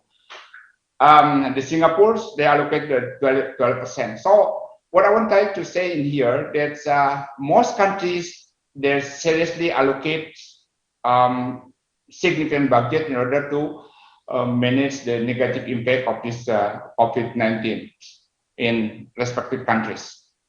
Next. Okay, what is the challenges and opportunities? This is also very important for, particularly for BPKH, in order to decide where they have to invest the fund. Because the pressure for BPKH is actually, yes, they can allocate some fund for the investment, but the most important thing is the investment should be secure. Secondly, the return should be meeting with the target, which is, if I'm not mistaken, your target is 7% of the return of investment. Okay, let me start with the opportunities. Next. Okay, talking about opportunities, this is also important for ISDB, but Chati, please see that whatever reasons, Indonesia is the most recovered countries now. Yeah, yes, last year, second quarter, we were very deep impacted by the COVID-19. We were negative 5.32. But you know, a year after this negative decrease of the economics, in second quarter in 2020, we already recovered. Now the economic growth up to 7.07%. I think this is a very positive growth and relative to other countries. And I think we have to be proud. We have to be proud of the country, because our country has been proven that we are able to manage the negative impact of the COVID-19. Yeah, the government consumption is the biggest contributors to the positive growth, the year-on-year growth by 8.06%, as well as the growing the investment, the positive investment also grew by 7.54%. Others, the processing industry, trading, transportation, and professional accommodation and culinary, they also contribute the positive growth to the overall national growth, economic growth by 7.07%. That's what I'm trying to say in here, that regardless the internal and domestic situation, the overall economic of Indonesia already recovered by 7.07%, in which this should be seriously considered that Indonesia is still the best place for any investors, including BPKH, to be invested. Next. The second opportunity is, again, Islamic banking industry. Yeah, so if BPKH invests to banking, now I think the best Islamic banking is still the best choice. Yeah, because from year to years, yeah, you can see here the asset growth of Sharia banking increase always double than the conventional. Even during the crisis period, last year we still grew by 15.5%, and this year up to June we still grew by 13.5%. So I think you have to, seriously consider that again, banking industry, Islamic banking industry in Indonesia in particular, is still the best place for investment. Next. Okay, Sharia economic market in Indonesia. Okay, we are talking about now a market of halal food and beverages in Indonesia. So currently, the Sharia economic market in Indonesia is already number 4. If you compare to 5-6 years ago, we were still number 8 or 9. But now, because of the growth of the market of halal food and beverage of Indonesia, so now Indonesia already number 4. After Malaysia, Saudi Arabia, and UAE. Maybe I think I have once heard from Brother Adiwar Karim. We are actually the biggest, because why? In Malaysia, the biggest contributors to Malaysia is coming from the capital market. Whilst for the real sectors, I think we are still the biggest. We are bigger than Malaysia. So the contributors why we are number 4 is because of market of halal food contribute 144 billion US dollar, or 12.3% of the global market of halal food in the world. So I think in this part we are number 1. Second contributors coming also for halal cosmetic shopping. So and the third is media and publications. The fourth coming from pharmaceuticals. I think this is also the very promising industry, particularly during this pandemic COVID-19. Pak Permana, Yes. would you please speed up because we're running out of time. Okay, good. Next. Okay, other things that from the investment side, because the open liquid in the market and the financing also quite challenging now. People comes to the investment instruments, and you can see in here the growth of investors to the retail investment is quite encouraging. Which is almost the CAGR is 65%. Next. Okay. Other supportings coming also from the OJK, which is the financial infrastructures. We already have a very good roadmap in supporting Islamic banking to grow. So you don't have to worry that the infrastructures of Islamic banking are very already solid and prepared very well by the regulators. Next. However, we have to anticipate that the third wave of unfinished COVID-19. Yeah, yes, the second wave we managed already, but we have to anticipate because it will be impacting negative to the investments of Islamic. Next. And also the pressure to household consumption. Yes, I think at the end of the day, how much the household can spending is also very important, because if you can see in the last 2 years,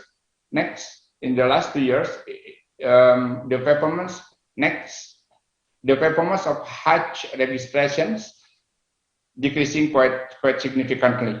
So I predict that if you compare to 2020, 2021 will be still lower than last year. This is representing that the priority of our household to register for Hajj is lower compared to the previous years, because they will use the saving for the daily spending, the daily consumption instead of the Hajj. This is also the challenge for BPKH, how to increase the Hajj registration, because the fund will be coming from this. Next. Okay, how to nowadays the Islamic investment, how to leverage these opportunities in Indonesia. So next. I just want to share in here, it has been covered by Dr. Arya already, that currently BPK has 154 trillions and they have to invest in sukuk, syariah banks, 30%, gold, direct investment, and other investment. How Bank Syariah, Islamic Bank, can provide facilities for BPKH in investing their funding? Next. Okay, so actually we can form in three kind of investment synergy. The first investment synergy is BPKH to invest through Mudarabah Muqayyadah. So basically BPKH just determine what kind of project and let banks facilitate for this investment. So this through the Mudarabah Muqayyadah. Any sectors, if you prepare for the Hajj and Umrah sectors, then let's banks exercise and facilitate for that, or infrastructure of the government, some project, we can do that. Secondly, we can do it through joint investment, so kind of a syndication. So again, BPKH can leverage the infrastructure, the risk infrastructure of the bank in order to jointly invest in some projects. And thirdly, of course, based on the banking experience, considering BPKH just a new agents, you can use the bank as investment advisors. Next, this is my last. Okay, the three forms of synergy can be executed through this the four models of investment of project. One-to-one, very clear. Mudarabah Muqayyadah, one project financed by BPKH through the bank. One-to-many, kind of bank facilitate some project, as well as, for instance, the KTA for ISN for government employees. That's a kind of one-to-many. Many-to-one, we can also invite others. Beside banks and BPKH, we can also invite other investors, SMF and so on. And lastly, many-to-many. So I think that's from my perspective can be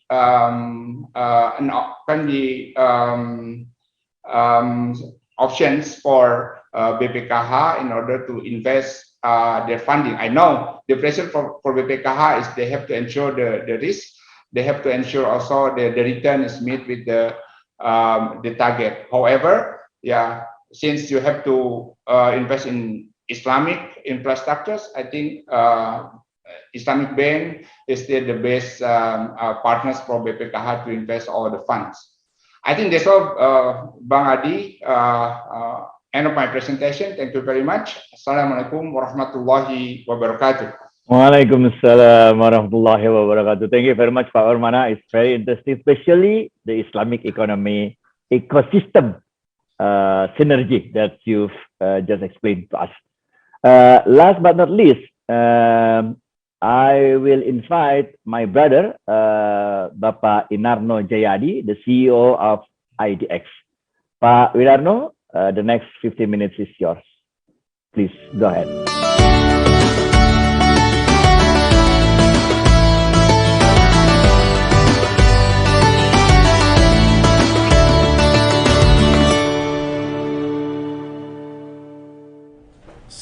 Assalamualaikum warahmatullahi wabarakatuh. The Honorables Deputy Governor of Bank Indonesia, Bapak Sugeng, Head of Executive Board of Hajj Financial Management Agency, BPKH, Bapak Anggito Abimanyu, Chairman of Supervisory Board of BPKH, Bapak Yuslam Fauzi, fellow panelists, Acting Director Islamic Finance Sector Development at ISDB, Mr. Muhammad Ali Khati, Executive Board Member of BPKH, Ibu Huriah El Islami, CEO of Bank Muamalat Indonesia, Bapak Ahmad K. Permana, our moderator, President Commissioner of Bank Syariah Indonesia, Bapak Adi Warman Karim, ladies and gentlemen. Good morning, and may Allah's mercy and blessings be upon all of us. Thank you for inviting me to this wonderful event, the International Hajj Conference on Indonesia Sharia Economic Festival 8th 2021. It's really an honor for me to be here. At this special occasion, please allow me to share some of our thoughts about the possibility of optimizing Hajj fund strategic asset allocation through Islamic-based securities in Indonesia Islamic capital market. The COVID-19 pandemic and associated lockdown have adversely affected the global economic activities. Capital markets globally experience high volatility and uncertainties. However, with nationwide initiative to control the virus spread and intensive vaccination programs, the condition is improving across the country. In our capital market, the COVID-19 pandemic does not only bring challenges, but also open new opportunities. With adjustments and innovations in many areas, Indonesia proceeds to grow despite pandemic and economic uncertainty. Throughout this year, Indonesia Stock Exchange, IDX, has successfully managed to ensure a smooth trading activities and is able to reach new achievements from last year's. As we can see, Alhamdulillah, Jakarta Composite Index, GCI, has returned to its pre-pandemic level, which has now increased by 11.12% year to date. The average daily trading frequency also experienced a significant increase compared to last year, reaching up to 1.3 million transactions, or grew almost twice to the average daily trading frequency in 2020. The average daily transaction value has increased to 13.5 trillion rupiah per day, 44% higher than last year, 9.2 trillion rupiah per day. Over the past few years, as we can see, all of the trading activities also hit new record high. Likewise, the market capitalization of listed stocks in the IDX as of October 22, 2021 grew remarkably to 8,150 trillion rupiah. On the supply side, there have been 38 new listed companies as of October 22, 2021, with a total value of the fundraise up to 32.15 trillion rupiah. The number of new IPO in IDX during second quarter 2021 was the highest among other Asian exchanges.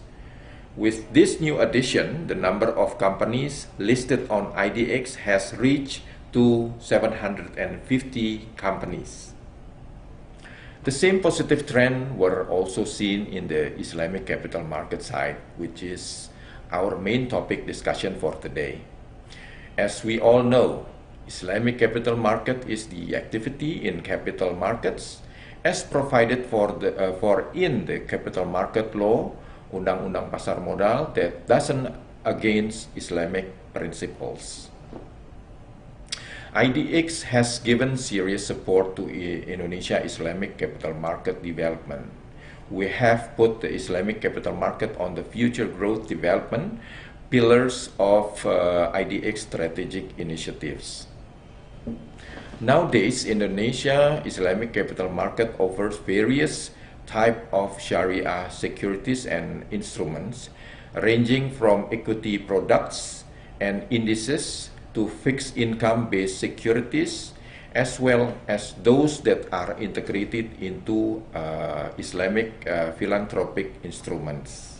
According to the government regulations, PP number 5, 2018, regarding implementation of law number 34, 2004, Hajj fund asset could be invested on Sharia securities such as government sukuk and Sharia securities that are regulated and supervised by OJK. Listed Sharia stocks, corporate sukuk, Sharia mutual fund, Sharia asset-backed securities, Sharia dire KIK, and other Sharia securities. It means that there is a big opportunity for Hajj fund to be invested into Sharia securities in the Indonesia Islamic capital market. Indonesia Islamic capital market offers various alternatives of Islamic-based securities as well as adaptive and innovative supporting infrastructure that enables it to provide optimal growth to Indonesia Hajj fund asset. Moreover, there are other reasons why you can confidently allocate the Hajj fund asset in Indonesia Islamic capital market, such as: first, Indonesia Islamic capital market has been globally recognized as the best Islamic capital market. In the last September of 2021, IDX was awarded as the best Islamic capital market by the Global Islamic Finance Awards, GIVA 2021. This is the highest award category in the global Islamic capital market industry, which IDX has received consecutively in the last 2 years. Second, the Indonesia Islamic capital market is still consistently growing in the midst of market pressures due to the COVID-19 pandemic that hit the world. Amidst COVID-19 pandemic, Indonesia Sharia Stock Index in the last September of 2021 has increased by 26.2% over the past year, outperform other global Islamic stock indices year-on-year performance. In total, the number of Sharia compliant stock has made up to 58% of all listed stock, while the market capitalization of Islamic stocks reached up to 45% of the total market capitalization. Correspondingly to Sharia stock market, Sukuk market also experienced a steady growth. Both government Sukuk and corporate Sukuk grow consistently during the pandemic. Per September 2021, outstanding value of government Sukuk increased by 178%, while the corporate Sukuk increased by 200% over the past 5 years. Besides Sharia stocks and Sukuks, investors could also invest their money on Sharia mutual fund, which until September 2021, the number has reached up to 286 products with a total net asset value accounted for 41.3 trillion rupiah. Moreover, investors could now diversify their portfolio on the 3 Sharia ETFs available on the market with a total market capitalization up to 38.4 billion rupiah.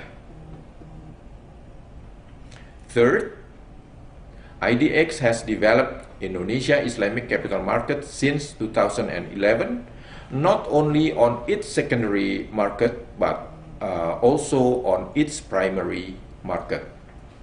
To boost Islamic capital market supply side in the primary market, IDX came up with some initiatives that include developing eIPO system to provide optimal pricing and allotment for issuers, and to increase public participation in investing at primary market. Issuing new listing rules for sukuk, giving incentives to stimulate corporate sukuk issuance, and incentive for sukuk issuance.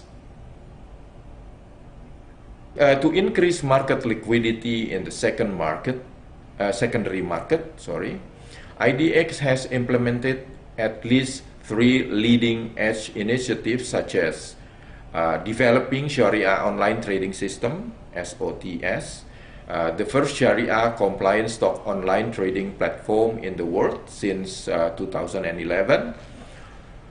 Implementing equity trading mechanism that has fully complied to Sharia principles, starting from the trading, clearing to depository and settlement of the transaction.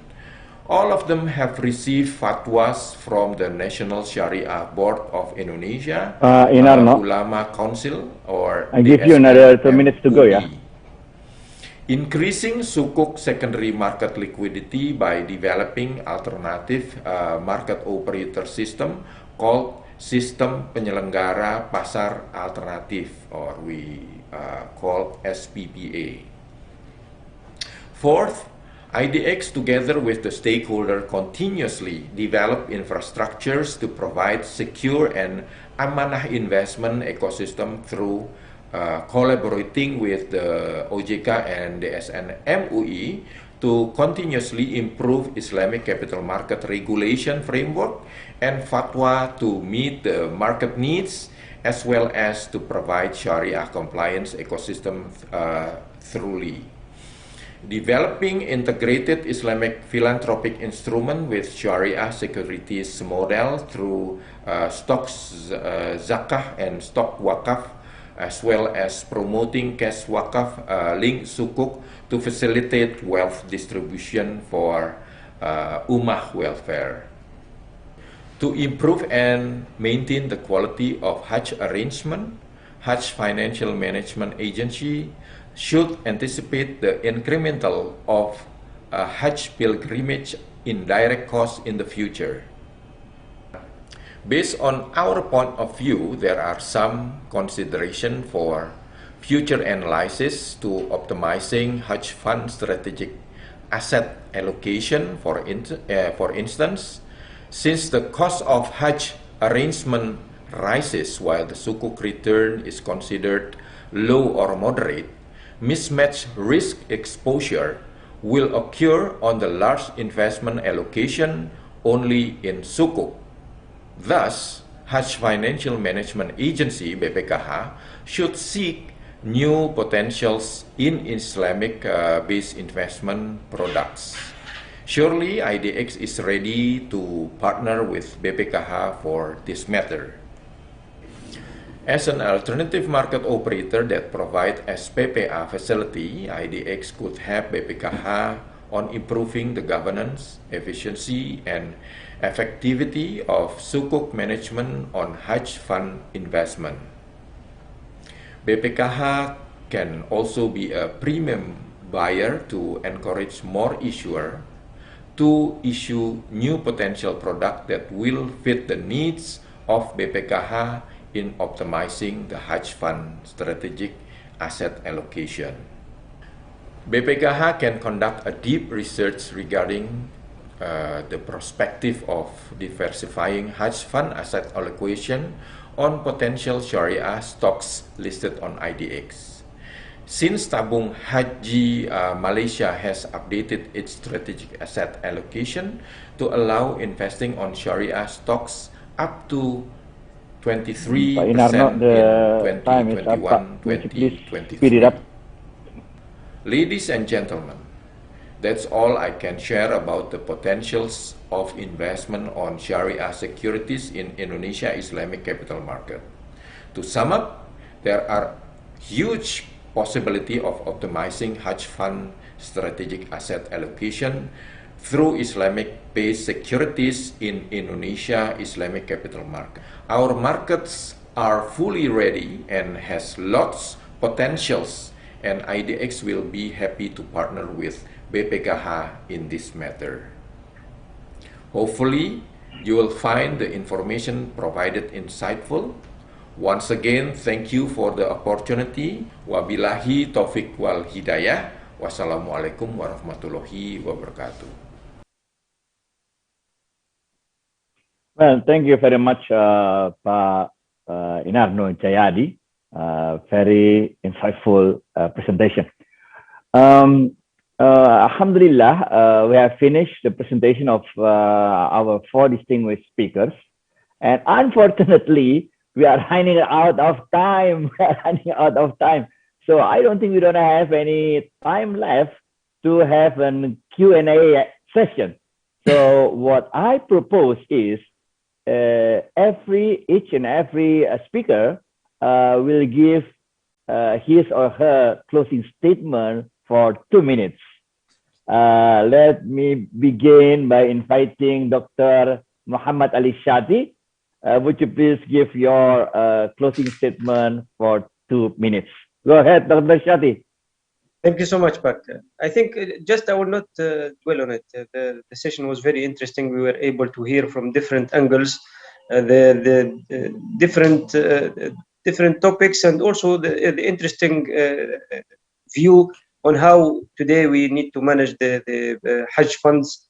I think the intervention from Dr. Horia was very interesting to show that today even the strategies and the thinking mindset of Hajj organization is no more like just keeping the money secured, but really on an investment kind of mindset where we should go out, invest, have some return, which will benefit ultimately the ultimate beneficiaries. Also, the fact that today the offering of products is becoming large, this will give opportunities to the Hajj organization to diversify, to have some kind of balance. Some risky assets, of course, with good return, some less risky assets, but with secure return. But from my side, my takeaway is really that, especially now, if we look at BPKH, is really we need to establish this kind of strong relationship, especially between IDB and the BPKH. What we started is just we are looking at the top of the iceberg, but I believe there are still a lot of things to do together. BMI or other Islamic banks in the country can also play a role in this environment where we want to establish a solid and strong relationship all together. And inshallah, from our side, from IDB side, you will find always a solid and good partner in whatever plans you have. And we take this journey together, and it will be for the ultimate beneficiary of our Hajj in Indonesia, inshallah. Thank you so much. Thank you, Dr. Ali Shadi. Next is my sister, Dr. Riyah El Islami. Bu, the time is yours. 2 minutes. Thank you, Bang Adi. And I highly welcome the statement from my brother, Dr. Shati, just now, that the collaboration we have right now is just the tip of the iceberg. So it is with pleasure that let me share with everyone that as of now, there has been a commitment of 65 million investment of from APIF to invest in Indonesia, inshallah, that from our first batch of investment in APIF. I'm sure there should be more, inshallah, yes, Brother Sati, from our second batch of investment. And set this aside, of course, you know, we highly, not only that we appreciate, but we also we really look forward into having this synergy, collaboration, mutually beneficial relationship, not only with the ISDB, but all other relevant stakeholders in the Hajj and Umrah related investment ecosystem as well, because Islamic market is huge. Hajj and Umrah industry is likewise. And on the other hand, BPKH has a big potential, over 46 years waiting period. There's a long duration for investment. The sum of over 150, almost 156 trillion to invest.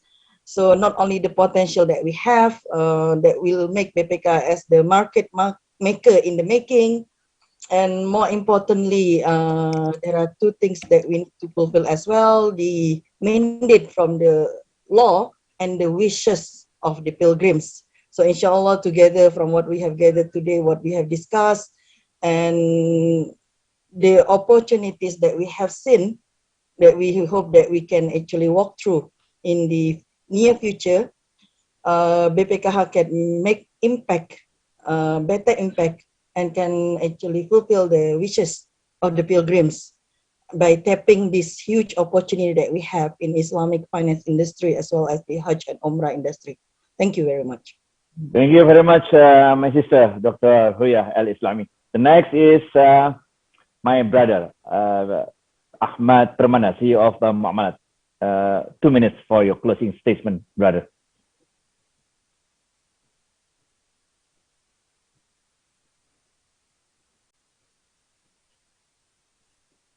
Okay.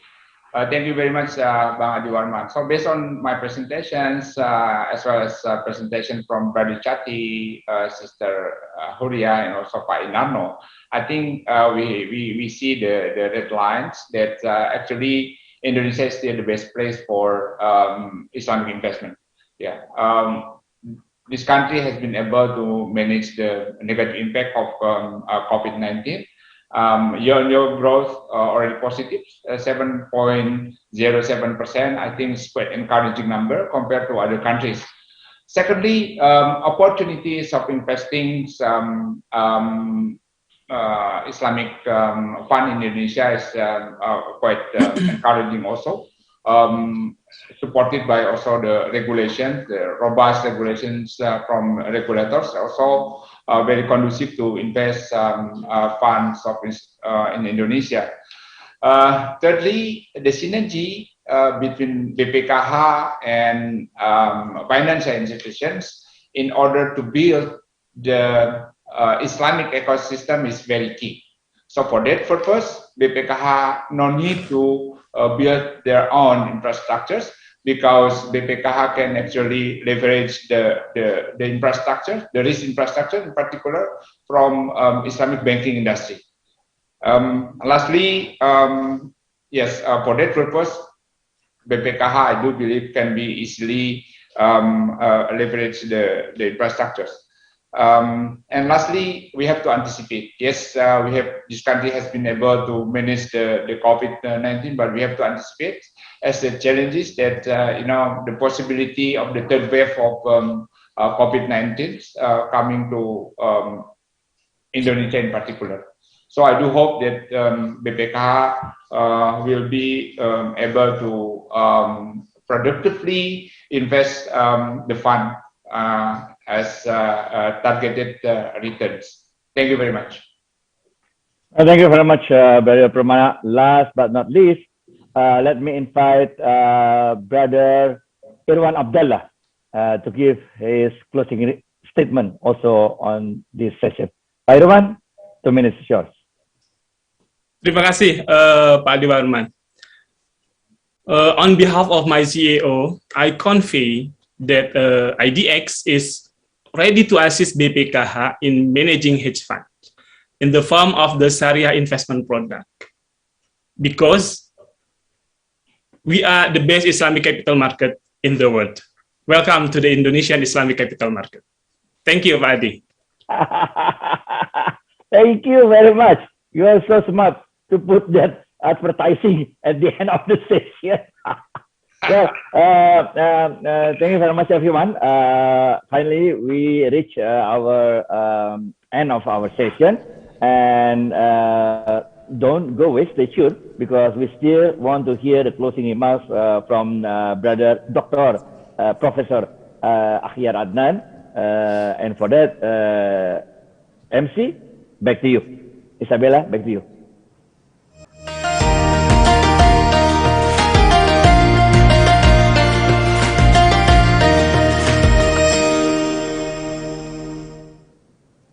Thank you very much. Please give a big round of applause for Session 1 speakers and moderator for today. Thank you. Ladies and gentlemen, now is the time for the closing remarks by Mr. M. Ahyar Adnan, Member of Supervisory Board of BPKH. To Mr. Ahyar Adnan, the time is yours.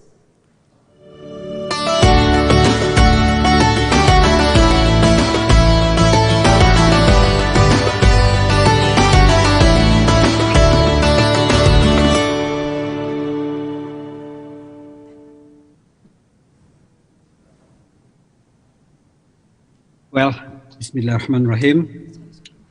Thank you, Bella, so much for the time given for me.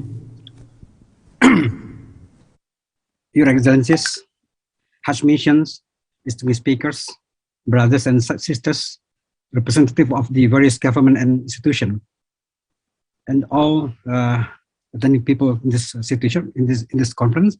Assalamualaikum warahmatullahi wabarakatuh. Alhamdulillah, alhamdulillah amin, wassalatu wassalamu ala asrafil anbiya wal mursalin wa ala alihi wa sahbihi ajma'in. Asyhadu an la ilaha illallah wahdahu la syarika lah wa asyhadu anna Muhammadan abduhu wa rasuluh. Amma ba'du.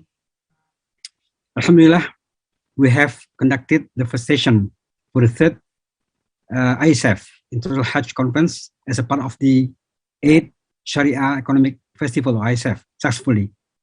On the opening, Dr. Anggito Abimanyu, head of the BPKH, has welcomed all delegates and appreciated the effort made by the Bank Indonesia to co-host this event.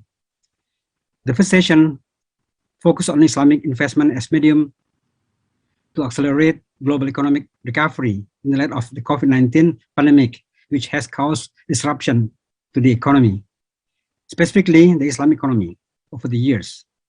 In addition, as highlighted by Dr. Anggito as well, the Islamic economy should be well maintained by looking at the health of Sharia banks, Islamic investment opportunities, and supports from Islamic financial market.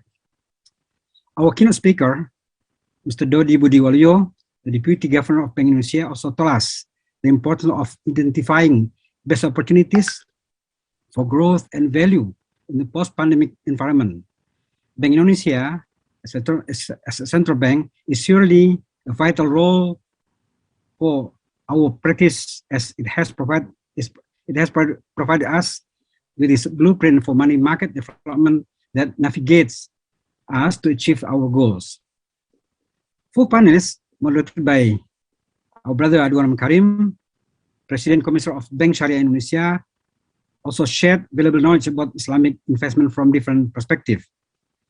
First, for example, Dr. Muhammad Shati discussed about Islamic investment in form of waqaf, as model for the sustainable development.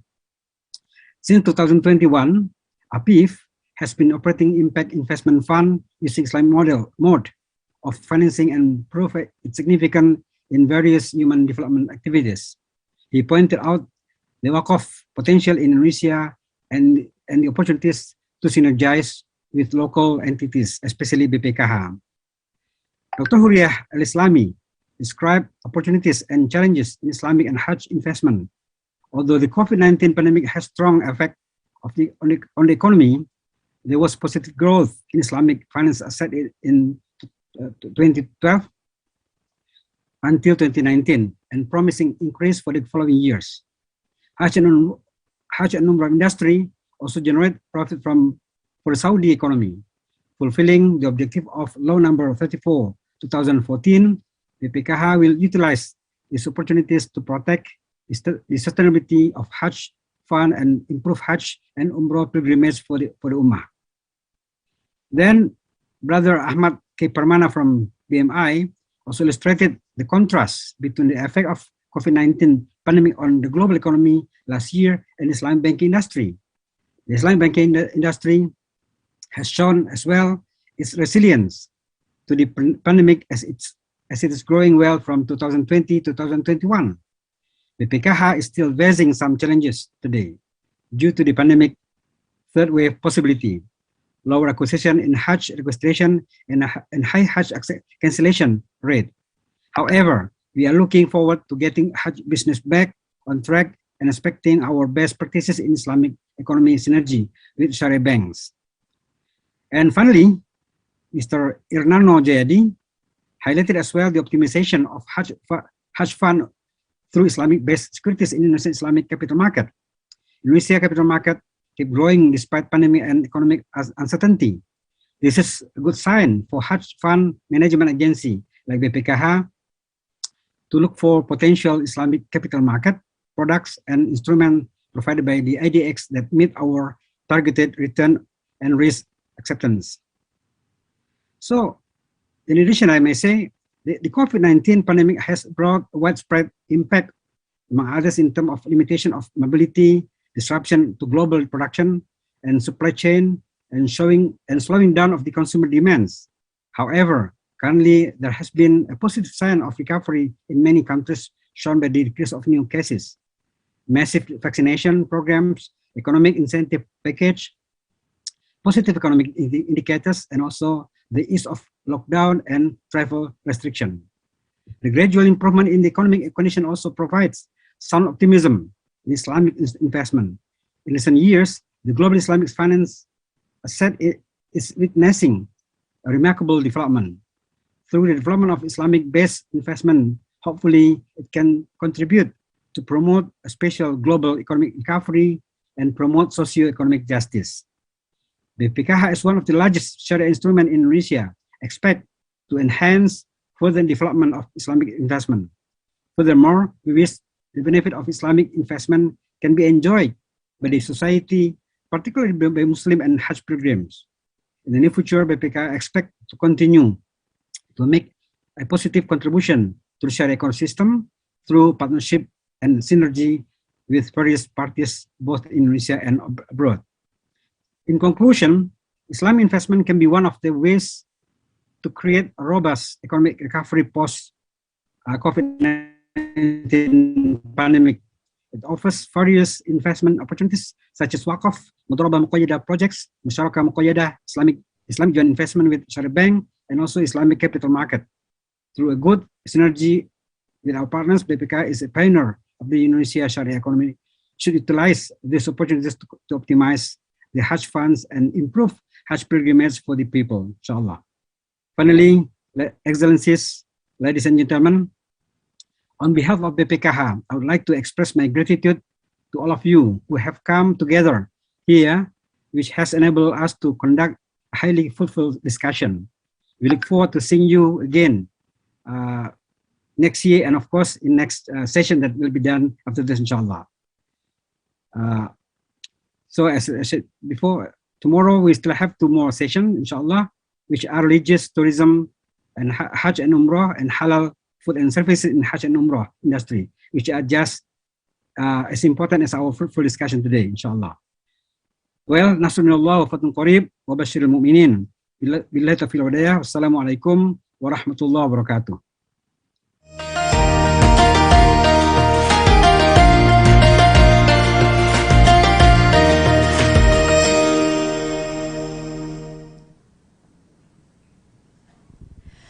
Thank you very much to Mr. Muhammad Ahyar Adnan. Distinguished ladies and gentlemen, this is the end of the virtual event, Islamic Investment Forum on the 8th Indonesia Sharia Economic Festival 2021.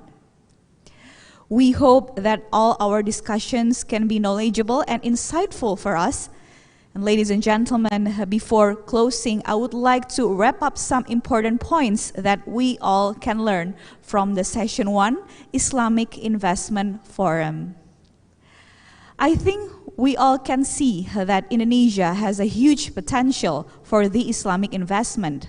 From the Sharia fund to Waqaf to the Hajj and Umrah industry, even though we face COVID as a challenge, however, there are still a lot of opportunities, especially for Indonesia. I would like to remind the next virtual agenda will be held on tomorrow morning by the team Religious Tourism Hajj and Umrah and continue with halal food and services in Hajj and Umrah industry, presenting by Mr. Sandiaga Uno, Minister of Tourism and Creative Economy, Republic of Indonesia, and Mr. Muhammad Lutfi, Minister of Trade, Republic of Indonesia. That's all for today. Thank you so much for the great speakers, for the moderators, and thank you for everyone who participate. Thank you so much for having me. Stay safe and healthy. I'm Bella Fauzi. Wassalamualaikum warahmatullahi wabarakatuh.